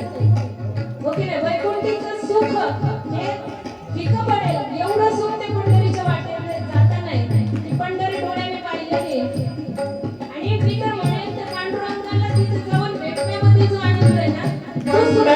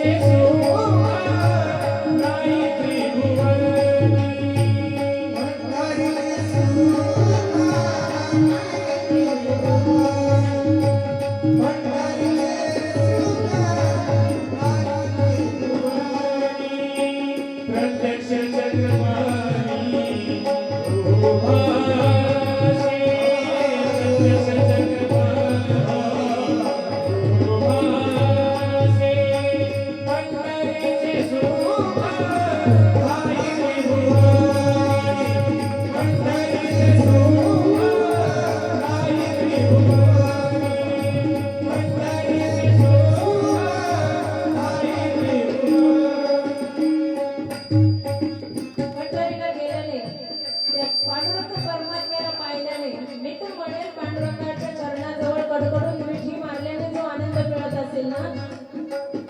बघा माफी मागून बोलते, पण मला असं वाटतं बघा त्यांना पाहण्यापेक्षा सुद्धा त्याच्या भेटीची ओढ जी आहे ना ती फार मोठी आहे. त्याच्यामध्ये जास्त आनंद आहे. वाटेने चालताना जो आनंद आहे ना तो तिथे गेल्यानंतर नाही, असं मला सांगायचंय. त्या पांडुरंगाची भेटीची ओढ, भेटी लागी जीवा लागणीचे असं अशी आस मनात घेऊन जेव्हा हजारो लाखो वारकरी त्या पंढरीच्या दिशेने मार्गक्रमण करत असतात ना, एक साधना आहे बघा तुम्ही. आपल्याला घरी आयुष्य आरामात सुख समाधानात राहण्याची सवय असते आणि पंढरीच्या वाटेने मात्र प्रतिकूल परिस्थिती निर्माण होतात. ऊन वारा पाऊस हे सगळं सोसत सोसत ते वारकरी जात असतात. बघा जे जात असतील त्यांना ती परिस्थिती आठवते आणि जे जात नसतील त्यांनी फक्त विचार करा की कसे राहत असतील आणि आपण एकदा तरी हा सोहळा अनुभवला पाहिजे. एवढा जरी संकल्प करता आला ना तर खूप छान होईल आणि त्यांना सुद्धा त्या दिव्यत्वाचा अनुभव घेता येईल असं मला वाटतं. ही साधना आहे आणि साधना ही खडतर असते. साधना ही सोपी नसते. ऊन, भूक, तहान, पाऊस, वारा या सगळ्या नैसर्गिक आपदा ज्या आहेत किंवा शारीरिक कष्ट देखील आपण म्हणूया 25-30 किलोमीटरचे पल्ले असतात. एवढं चालण्याची आपल्याला सवय नसते. आपल्याला आपल्या टोकून 2-4 किलोमीटर मॉर्निंग वॉक ते केलं तर केलं, एक दिवस केलं 8 दिवस नाही केलं, अशा प्रकारची आपल्याला सवय असते. परंतु पंढरीच्या वाटेला निघाल्यानंतर मात्र मग ती काहीच जाणवत नाही हो. का नाही जाणवत? कारण ते हरीचे गुण गात आपण जात असतो ना. संतांच्या मेळ्यात गेल्यानंतर भगवंताचं चिंतन घडत असतं दिवसभर. पापडा झाला, भजन झालं, हरिपाठ झाला आणि संध्याकाळी इतकं थकून गेलेलं असतं तरी कीर्तनाच्या माध्यमातून जे भगवंताचे गुणानुवाद तिथं वर्णन केले जातात ना ते ऐकण्याची ओढच लागते बघा. किती थकलेलं असतं, काहीच करवत नाही तरी ते ऐकावं. म्हणजे देवाचे गुण किती ऐकावेत असं वाटू लागतं. आणि ही साधना घडते ना त्याच पुण्याने ते पुण्य आपल्यामध्ये पडतं आणि त्याने अभिमान जातो बघा. अभिमान पंढरीत लोकांनाही अभिमान असं म्हटलेलं या साधनेने हे माणसाच्या जीवनामध्ये घडतं. आणि अभिमान गेला, तो अहंकार गेला, तुका म्हणे देव झाला, काही राहिलंच नाही. आलो आपण पुन्हा शत्रूंकडे. ते शत्रू आपल्याला नाश करायचे. तो अहंकार, ते काम, क्रोध, लोभ, मत्सर पंढरीच्या वाटेने कोणी कोणावर रागवत नाही, कोणी कोणाला काही म्हणत नाही.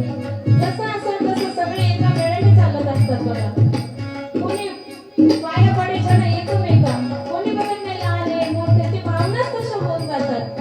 स्त्री आहे, पुरुष आहे, अंथरुणाला अंथरुण, शेजारी शेजारी, पण काही वाटत नाही. ती त्या साधनेचं फळ आहे असं मला वाटतं. दैनंदिन जीवनामध्ये आपण काही त्या गोष्टी आपल्याला तशा अनुभूती येत नाही असं म्हणूया, पण पंढरीच्या वाटेने ना तो विचारच येत नाही म्हणत मी म्हणेन. अनेक गोष्टी करताना आता काय काय सांगू, आंघोळ करताना असेल, बहिर दिशेला जाण्यासाठी तिथे काय व्यवस्था नसतात आपल्याकडे. जिथे कुठे सोय असेल तिथे जाऊन काहीच घेत राहत नाही, काहीच वाटत नाही आपल्याला. हे सगळं कशाने घडतं? कारण ती शारीरिक साधना झालेली असते. मानसिक त्या भगवान नावाचं चिंतन आपण केलेलं असतं आणि त्यातून ती साधना आपल्याला तसं बनवत असते की या सगळ्या विकारांवर आपण विजय मिळवलेला असतो. आणि हेच आपल्याला जीवनात मिळवायचं. या सगळ्या शत्रूंवर जर आपल्याला विजय मिळवता आला ना तरच आपल्याला जीवनात कल्याण साधता येईल. आणि म्हणूनच या वेगवेगळ्या साधना आहेत. आपल्याला हे नाही जमत ना आपण ते करा, आपल्याला ते नाही जमत ना आपण ते करा, हे नाही जमत ते करा, असं म्हणून या वेगवेगळ्या साधना सांगितलेल्या आहेत. ज्याला नाही पंढरपूरला जाता येत, नाही ती साधना करता येत, ते शारीरिक साधनाला नवरात्रीत करतात. चप्पल घालायची नाही, 9 दिवस उपवास करायचा नाही. आणि उपवास केल्याने उपवास म्हणजे काय, ज्या आराध्यासाठी आपण ते करतो त्याच्या जवळ वास असते त्याला उपवास म्हणतात. जवळ वास असते म्हणजे रात्रंदिवस मंदिरात राहणे असं नाही. देवाची एक वारी उभक्षण भरी म्हणजे आपण काही देवाच्या दारात उभं राहतो का, मंदिराच्या दारात उभं राहिले नाही कधी नाही ना. ते म्हणजे त्या भगवंताच्या जवळ राहणे, त्याचं चिंतन करणे, अंतःकरणात त्याला साठवून घेणे, याच्याशी तो विचार नाही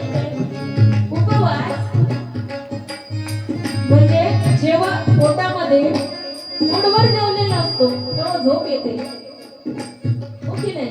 भगवंताचं चिंतन करत बसावं नाही सुचत. मला अनुभव आहे, या गोष्टी सांगायच्या नाहीयेत. प्रत्येकाने आठवण ज्या दिवशी उपवास असतो ना त्या दिवशी मग सगळं व्यवस्थित सकाळी सकाळी देवपूजा करायची, आंघोळ वगैरे सकाळी सकाळी देवपूजा करायची. मग उपवास आहे म्हणून मग भूक लागलेली असते पण त्या निमित्ताने चिंतन होत राहतं, झोप नाहीये हो की नाही. झोप या सगळ्या भगवान चिंतनामध्ये आड येणारी सगळ्यात मोठी बाबी म्हणजे झोप आहे. इथं पण येते ना, हा म्हणा ना, येते ना झोप, येते का नाही. मला वाटतं माणसांना ऐकूच येत नाही का, हा झोप येते का, बोला हात जरा वरती येते का नाही येत, नाही येत ना, चांगले आहे आपण सगळे भाग्यवान आहे. झोपेला आपण येऊनच देत नाही इथं, ती आलीच नाही पाहिजे. आणि या विकारांवर विजय मिळवता येतो उपवासाने, या साधनेने. ही साधना नवरात्रीमध्ये करायची असते. अनेक जण करतात, जसं जसं आपल्याला जमेल तसं करावं, असं काही बंधन नाही. आपल्याला नाही शारीरिक सहन होत आपण मानसिक करावं, नाही मानसिक आपल्याला सहन होत आपल्या घरी काहीच नाही होत. मेळ्यात यावं, इथं आल्यानंतर तर तेच कानावर पडत ना. तुम्हाला झोप जरी आली, तुम्ही नाही म्हणताय, पण जरी एखादा डुकला लागला तरी मी जे काही बोलते ते कानावर काढणारच आहे, कान तुमचे ऐकणारच आहे. इथं जेव्हा तबल्यावरती ते छान वाजवलं जाईल, जोगवा गायला जाईल, तेव्हा तुमचे उठून पाय थरथरणार, नाचणारच आहेत, थिरकणारच आहेत. ते घडेल, कधी घडेल, इथं आल्यानंतर घडेल, बरोबर आहे ना. म्हणून एवढं त्या साधनेचं फळ असतं आणि त्या साधनेच्या माध्यमातून आपल्याला या सगळ्या विकारांवरती विजय संपादन करून घेता येतो आणि तेच तर आपल्याला जीवनात करायचं असतं.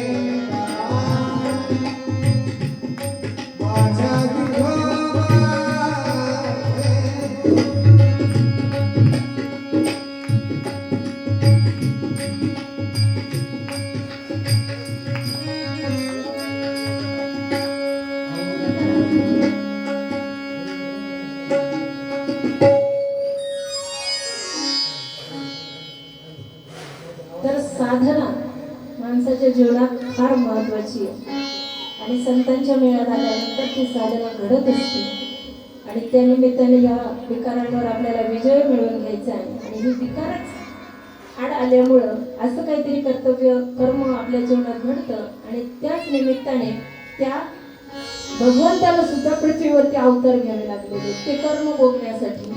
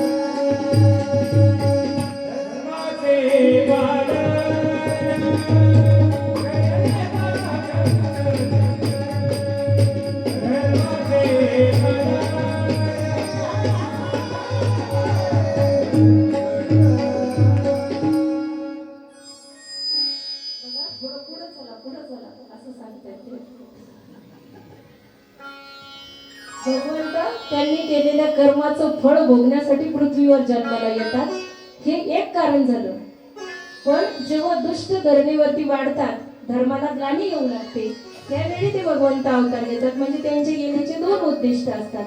एक तर त्या दुष्टांचा संहार करणे, या धरणी मातेचं संरक्षण करणे आणि सज्जनांना सांभाळणे, परित्राणही साधूनां विनाशायच दुष्कृताम, त्यासाठी आणि धर्म संस्थापनार्थाय असे ते भगवंताला अवतार घ्यावे लागतात. पण हे अवतार भगवंताला का घ्यावे लागले हा प्रश्न जन्मेजयाने व्यासांना विचारला. बघा, थोडं फास्ट मध्ये फार मोठी कथा आहे ही, रंजक देखील आहे. पण आपल्याकडे आता वेळ आपली संपत पण आली आणि लक्षात येत आहे सगळ्यांच्या, त्यामुळे आपण ह्या थोड्याशा फास्ट मध्ये ह्या कथा पाहूया.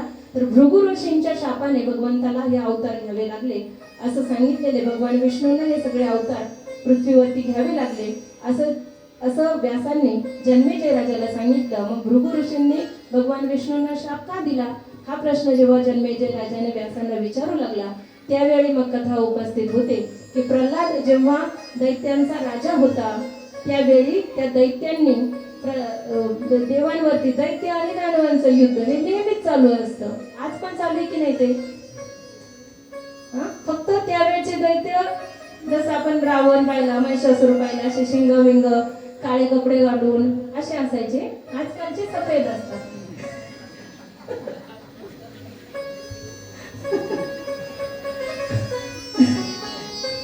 बरोबर ना? म्हणजे छान पैकी राहतात, छान पोशाख धारण करतात, फक्त त्यांचं काम भक्ती असतं असं मला म्हणेल. माफ करा बरं का काही चुकत.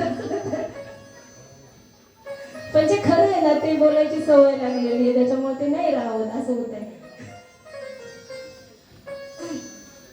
असं दैत्यांचं देवांचं युद्ध हे पूर्वीपासून चालत आले. सत्ययुगापासून द्वापार युग, कलियुगामध्ये त्या गोष्टी सुरूच आहेत, फक्त त्यांचे स्वरूप बदललेले आहेत. असं तुंबळ युद्ध दैत्यांचं, दैत्य नेहमीच काहीतरी खोड्या काढणार, कारण ते कश्यपाचे पुत्र होते. दैत्य पण आणि देव पण. आदिती आणि आदिती या कश्यपांच्या पत्नी होत्या. दितीचे सर्व देव आणि आदितीचे सर्व देव आणि दितीचे सगळे दानव, अशा प्रकारचे ते सर्व कश्यपाचेच पुत्र होते, भाऊ भाऊ. आता आलं परत दैत्य आणि देव यांचं युद्ध सुरू असतं असं वक्तव्य मी यापूर्वी केलं. आणि भावांचं पण चालूच असतं. एक तर ते दिसतं किंवा दिसत नाही, पण ते चालू असतं, असं आहे की नाही? मग असं त्या भावंडांमध्ये युद्ध ते सदा चालूच असायचं, काहीतरी गुरगुरी त्यांच्या सतत चालू असायच्या. असंच दैत्यांनी देवांवरती चालून गेले, त्यांच्यामध्ये फार मोठं युद्ध झालं आणि त्या युद्धांमध्ये दैत्यांना थोडंसं कमीपणा आला, म्हणजे त्यांचा पराभव होतोय की काय अशी अवस्था जेव्हा त्यांना प्राप्त झाली. देव नेहमी उजवे ठरायचे. त्यावेळी मग दैत्यांनी शुक्राचार्यांची शरणागती घेतली. शुक्राचार्य म्हणजे दैत्यांचे गुरु, त्यांची शरणागती घेतली आणि आमचं संरक्षण तुम्ही करा, आमची जबाबदारी तुम्ही घ्या असं शुक्राचार्यांना जेव्हा ते सांगू लागले ना, त्यावेळी मग त्यांनी सांगितलं की तुम्ही आता काही काळापर्यंत युद्ध करू नका, कश्यपांच्या आश्रमामध्ये जाऊन तुम्ही राहा आणि युद्धापासून आम्ही माघार घेतलेली आहे असं दाखवा. 2 पावलं मागे या म्हणजे लांब उडी मारता येईल असं त्यांना त्या ठिकाणी सांगायचं होतं. पण मग दैत्यांनी देखील तसंच केलं आणि हे अभयदान मी तुम्हाला प्राप्त करून देईल, मी तुम्हाला देतो असं त्या शुक्राचार्यांनी त्यांना शब्द दिला. पण देवांना पराभूत करण्याची क्षमता ही आपल्यामध्ये, सामर्थ्य हे आपल्याकडे ज्या काही शक्ती आहेत, ज्या काही मंत्रविद्या आहेत, त्या कदाचित देवांचा पराभूत करण्यासाठी सफिशियंट नाहीयेत, पुरत्या नाहीयेत असं त्यांना वाटल्यामुळे आता ह्या दैत्यांना विजय प्राप्त करून देण्यासाठी शंकरांची आराधना करावी लागेल आणि शंकरांकडून काहीतरी मंत्र प्राप्त करून घ्यावा लागेल, ज्याच्या सामर्थ्याने हे माझे दैत्य जे ते देवांवर विजय मिळू शकतील असं त्यांना वाटलं. आणि मी शंकरांकडून तो मंत्र, ती वरप्राप्ती घेऊन येतो, त्यांची तपश्चर्या करतो, तोपर्यंत तुम्ही कश्यपांच्या आश्रमामध्ये शांतपणे बसून राहा आणि आम्ही आता युद्ध माघार घेतलेली आहे असं भासवा आणि त्या ठिकाणी तुम्ही थांबा असं शुक्राचार्यांनी सांगितलं. शुक्राचार्य तपश्चर्येसाठी निघून गेले आणि देवांनाही वाटलं की आता दैत्यांनी माघार घेतलेली आहे, पण ते गुप्त असतं ना, गुप्त हेर त्यांच्या माध्यमातून मग त्यांना कळालं की शुक्राचार्य तपश्चर्याला गेले आणि काहीतरी भव्य दिव्य यांना प्राप्त करून घ्यायचंय आणि आपल्यावरती परत चाल करून यायचंय, म्हणून शुक्राचार्य यायच्या आतच यांचा पराभव करून घेऊ असं देवाने विचार केला. आणि देव कश्यप ऋषींच्या आश्रमामध्ये त्या दैत्यांवर चाल करून आले. त्यांनी त्या ठिकाणी त्यांच्यावरती आक्रमण केलं. त्यावेळी मग ते दैत्य सगळे घाबरले आणि त्यांना सांगू लागले की तुम्ही एवढं, तुम्हाला तर सात्विक म्हणलं जातं ना, बघा जे वाईट असतात ना ते वाईटच वागत असतात, त्यांचं काम वाईट वागणेच असतं. ते तसे वागले तर त्यांना कोणी काही म्हणत नाही, पण एखादा चांगला व्यक्ती जर वाईट वागू लागला ना, एक साधी चूक जर झाली ना त्याच्याकडे बोट दाखवणारे हजार असतात. एक साधी चूक फक्त होऊ द्या चांगल्या माणसाकडून, सोडत नाहीत लोक त्याला. आणि मग म्हणायला लागले की तुम्ही तर देव आहेत ना, आम्ही तर दानवच आहेत, पण तुम्ही देव आहेत ना, मग तुम्ही तुमची मर्यादा का सोडताय? आम्ही निशस्त्र आहेत, आम्ही शरणागती घेतलेली, तुम्ही आमच्यावर वार कसे काय करू शकता, युद्ध कसे काय आमच्या विरुद्ध करू शकता? पण तरी सुद्धा मग त्यांनी सांगितलं की तुम्ही काय छळ करताय तो आम्हाला कळाला. तुम्ही तिकडे शुक्राचार्यांना पाठवलंय, काहीतरी सामर्थ्य प्राप्त करून घेणार आहेत आणि हा छळ नाहीये का? मग ह्या छळाला प्रत्युत्तर देणे आमचं काम आहे, म्हणून आम्ही तुमच्याबरोबर युद्ध करण्यासाठी या ठिकाणी आलो. असं भरपूर युद्ध त्या ठिकाणी झालं आणि भयग्रस्त झाल्यामुळे त्या दैत्याने तो कश्यप ऋषींचा आश्रम सोडला आणि शुक्राचार्यांच्या आश्रमामध्ये तिथे जिथं त्यांची शुक्राचार्यांची आई राहत होती त्या ठिकाणी जाऊन राहिले आणि शुक्राचार्यांच्या मातेचा त्यांनी आधार घेतला. त्या मातेने त्यांना अभयदान दिलं की तुम्ही इथे राहा, देव जर इथं आले तर मी त्यांना बघून घेईन, तेवढं सामर्थ्य तिच्याकडे होतं. आणि मग भृगु ऋषी देखील तपश्चर्यासाठी बाहेर होते, ते देखील त्या ठिकाणी नव्हते. शुक्राचार्यांचे पिता म्हणजे भृगु ऋषी देखील बाहेर होते आणि ह्या शुक्राचार्यांच्या पत्नीने त्या सर्वांना आधार देण्याचं, आसरा देण्याचं ठरवलं. देवाने तिथेही आक्रमण केलं आणि त्या मातेने काय म्हणतात त्याला, दैत्य गुरुमातेने त्या सर्वांना, त्या देवांना काहीतरी मंत्रविद्येने म्हणा त्यांना सगळ्यांना बेशुद्ध करून ठेवायचं आणि दैत्यांचं त्यांच्यापासून संरक्षण करायचं असा विचार केला. आणि त्यांना तसं करत असताना जेव्हा इंद्राला ती निद्रावस्थेमध्ये घालवू लागली, निद्रस्थ असं इंद्राला जेव्हा ती करू लागली, त्यावेळी विष्णू तिच्या मदतीसाठी तिथं धावून आले, इंद्राच्या मदतीसाठी. कारण यांना झोपे लावणार आणि यांचा अंत करून टाकणार आणि पराभव होणार असंच पुढे भविष्य होतं. पण म्हणून विष्णू त्या ठिकाणी धावून आले आणि इंद्राला बोलले माझ्या शरीरामध्ये तू प्रवेश कर आणि मग मी तुझं संरक्षण करेल. इंद्राने भगवान विष्णूंच्या शरीरामध्ये प्रवेश केला, पण त्या गुरुमातेला कळालं आणि ती म्हणाली की इंद्र तू असा प्रकारचा छळ करतोयस, विष्णूच्या शरीरामध्ये प्रवेश केला पण माझं सामर्थ्य तू जाणत नाहीयेस, मी काय करेन त्या विष्णू सहित तुला दोघांनाही घेऊन टाकेल, दोघांनाही खाऊन टाकेल, एवढं सामर्थ्य होतं त्या गुरुमातेमध्ये. असं जेव्हा म्हणून ती त्यांच्यावरती वार करू लागली त्यावेळी मग मात्र विष्णूला राहावलं नाही. मग त्यांना ते सगळे जे आहे त्यांचे तत्व हे बाजूला सारून मग ती स्त्री आहे, ती गुरुमाता आहे, ती ब्राह्मण कन्या आहे, हे सगळं ते विसरून गेले आणि ती फक्त निर्दयीपणे वागते आहे, छळ करते आहे, दुष्ट आहे, दुराचारी आचरण करते आहे हा विचार लक्षात घेऊन विष्णूने सुदर्शन चक्र काढलं आणि ते गुरुमातेचं मस्तक उडवलं. गुरुमातेचा अंत झाला. असं झालं असताना मग मात्र हे सगळे देव पुन्हा घाबरू लागले. आणि मग जेव्हा भृगु ऋषी परत त्या ठिकाणी आले, आता भृगु ऋषी आल्यावर काय होणार, ते पुन्हा शाप देणार असं सगळ्या देवतांना भीती वाटू लागली. इकडे विजयाचा आनंद तर होता पण हे असं पुढे होणार आहे याची भीती देखील त्यांना होती. जेव्हा भृगु ऋषी त्या ठिकाणी आले तेव्हा तेच झालं ज्याची यांना भीती होती. भृगु ऋषींनी त्या विष्णूला सुनावलं की अशा प्रकारचं आचरण तू कसं करू शकतोस, पुन्हा तेच दैत्य तर दैत्यांसारखेच वागणार, पण तू तर भगवान विष्णू आहेस ना, तू सर्वांचा सर्व आहेस, मग तू जर दैवत आहेस तर मग तू अशा प्रकारचं वर्तन, तू ब्राह्मण कन्येला मारल्याचं काय पाप आहे हे तुला माहित नाही का? तू ब्राह्मण कन्येवरती वार कसा केला? बरोबर आहे ना, अश्वत्थामेच्या वेळी तुला ते कळालं. ब्राह्मणाचा वध करू नये तिथेही तूच होतास ना, ते नंतर येतं. पण आपण उदाहरण म्हणून घेऊ शकतो की ब्राह्मणाचा वध करू नये, ब्राह्मणावरती शस्त्र धरू नये. आणि मग इथे मात्र ही स्त्री आहे, एकतर ती स्त्री आहे, ती ब्राह्मणाची आहे, मग तू हे अशा प्रकारचं कृत्य का केलंय? म्हणून मग तू क्रोधित झाले आणि क्रोधित होऊन शापवाणी उच्चारली की तुला अनेक वेळा या मृत्यू लोकामध्ये जन्म घ्यावा लागेल. म्हणजे भगवंताला अवतार घेण्यासाठी कारणीभूत काय झालं तर तो भृगु ऋषींचा शाप झाला. अशा प्रकारची कथा जन्मेजय राजाला व्यास मुनी सांगतात. आता याच्यामध्ये हे संपलं नाही बरं का इथंच. देवांचा विजय झाला, पण शुक्राचार्य तिकडे गेलेले आहेत ना, ही कथा. आता ही एवढी कथा आपण आणून जोडू आणि मग थांबू. शुक्राचार्य तिकडे शंकरांकडे तपश्चर्याला गेलेले असताना, मग आता इथे तर असं झालं, पण जेव्हा शुक्राचार्य येतील तेव्हा परत त्यांचं पारडं जड होणार. कळतंय ना तुम्हाला?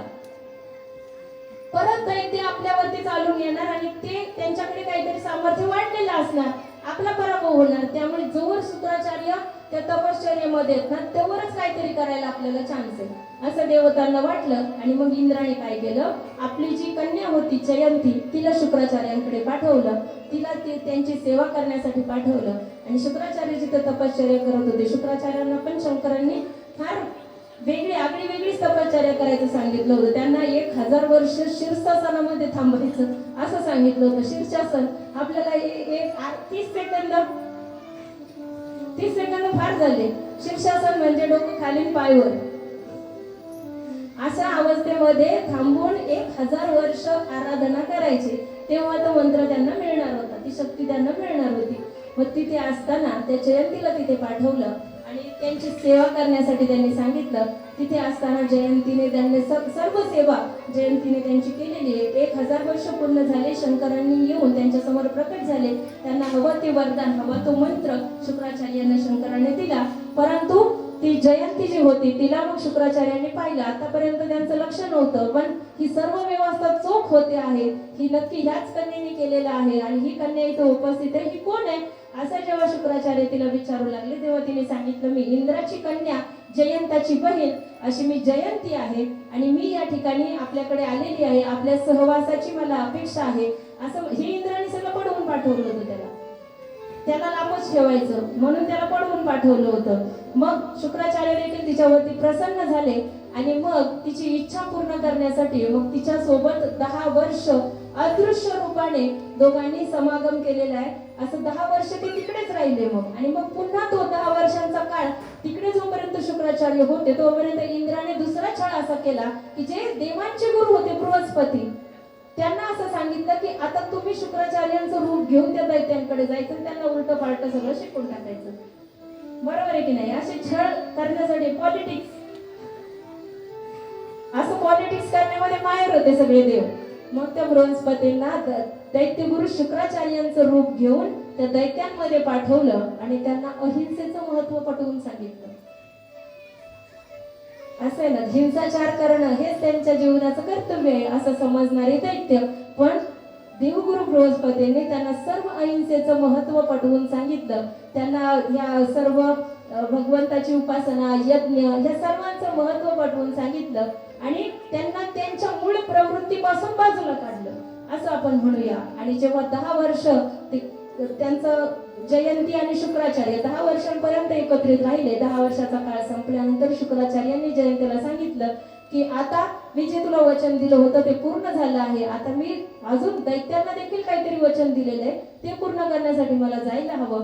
ते त्या ठिकाणी गेले. त्यांनी पाहिलं की इथं वेगळंच काहीतरी चालू, इथं वेगळेच शुक्राचार्य बसलेले आहेत आणि हे वेगळ्याच आपल्या दैत्यांना काहीतरी वेगळंच शिकवतायत. त्यांनी आता भरपूर प्रयत्न केले की हे शुक्राचार्य नाही, मी शुक्राचार्य आहे, माझं तुम्ही ऐका. पण आता 10 वर्षापर्यंत त्यांच्याकडून ऐकलं, यांनी शिकले. मग त्यांना असं वाटायला लागलं की हाच बंधू आहे. शुक्राचार्यांना त्यांनी नाकारलं. ते स्वतः खरं सांगत होते पण यांना पटत नव्हतं आणि त्यांनी बृहस्पतींचंच ऐकलेलं. आणि मग शुक्राचार्यांनीच त्यांना शाप दिला की तुम्हाला पाताळ लोकात जावं लागेल, तुम्ही जर माझं ऐकलं नाही तर तुम्हाला पाताळ लोकात जावं लागेल. असा शुक्राचार्यांकडूनच शाप दैत्यांना मिळाला. क्रोधित होऊन त्यांनी दिलं. झालं, बृहस्पतींचं काम झालं. आता शाप त्यांच्याकडूनच मिळालेला आहे म्हणल्यानंतर मग आता हे पुन्हा बृहस्पती बनून गेले इंद्राकडे. झालंय आपलं काम आता, ज्याच्यासाठी आपण एवढं पॉलिटिक्स केलं यशस्वी झालेलं आहे असं म्हणून मग ते त्या ठिकाणी गेले. आणि मग इकडं शुक्राचार्य क्रोधित झाले. आता जर देवतांनी आक्रमण केलं तर दैत्यांना आधार काय? शक्ती घेऊन आलेत पण आपल्यावरती क्रोधायमान झालेत. त्यामुळे ते आपलं संरक्षण करतील की नाही असं जेव्हा वाटलं तेव्हा प्रल्हादाकडे गेले. प्रल्हाद अत्यंत सद्विचारी, शांत, ज्ञानी असे होते की नाही. मग तुम्ही काहीतरी त्यांना सांगा, तुम्ही आमच्या बाजूने त्या बाजू मांडा आणि शुक्राचार्यांना आम्हाला क्षमा करायला सांगा असं प्रल्हादाला सांगितलं. शुक्राचार्यांना प्रल्हादाने म्हणवलं आणि शुक्राचार्य तयार झाले, पण जी शापवाणी उच्चारली होती ती मात्र खरीच होणार असं सांगितलं. पण या मंत्राची शक्ती मात्र मी तुम्हाला अर्पण करतो, मी तुमचा आधार बनेल, आसरा देईल, पण तुम्हाला पाताळ लोकात जावं लागेल. हा शाप मात्र शुक्राचार्यांनी त्या सर्व दैत्यांना दिलेला होता.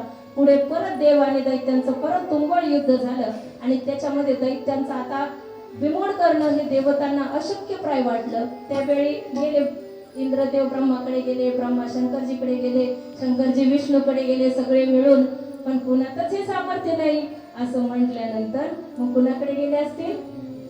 हा, आणि इथं कथेत कमळच्या मातेकडं, हो की नाही? कमळच्या मातेकडे आले आणि मग इंद्राने, बरं का, देवतांनी ही स्तुती आरंभलेली आहे. इंद्राने ते भगवतीचं स्मरण सुरू केलं आणि मग ती भवानी, आज मंगळवार आहे ना, त्यामुळं ती अनादी निर्गुण अशी भवानी त्या ठिकाणी प्रकट झाली.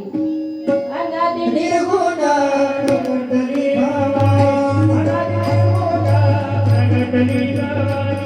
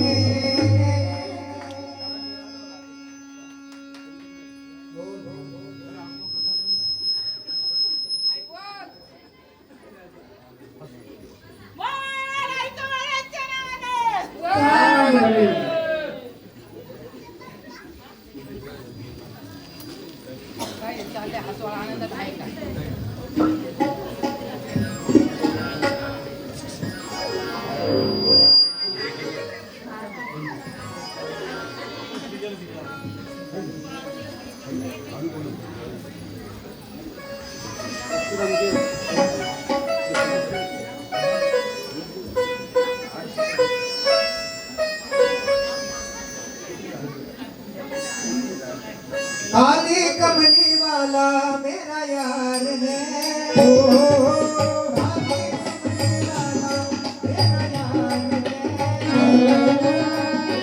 कमली वाला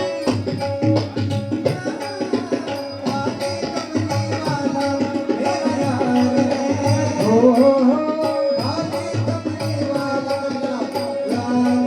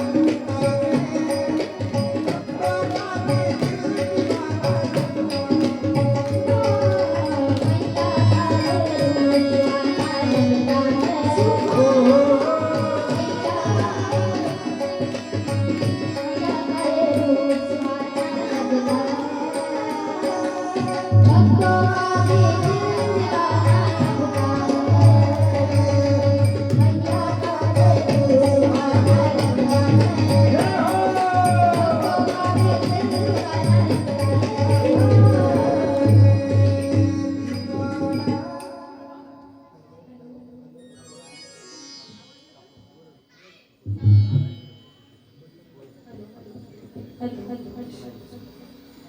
झालंय असं थोडस आधी मला दाखवलं असतं तर सगळ्या जणी आज दांडियाच्या तयारीने आल्या काय करायचं तुम्ही सांगा एक 10 मिनिटं देऊया का आपण त्यांना चालेल का हा 10 मिनिटं हा उठा जागेवरती धरा 2 चिले पटकन पटकन एक 10 मिनिटं फक्त नाही 20 मिनिटं खेळूया फक्त 10 मिनिटं खेळूया उठा आता शेवटचे 2 दिवस राहिले खेळू द्या जाऊ द्या आता उद्या पण आपल्याला कृष्णाच्या लीला नाहीच उरकणार आहे सांगता सांगता उद्या तरी कधी खेळणार उठा चला पटकन पटकन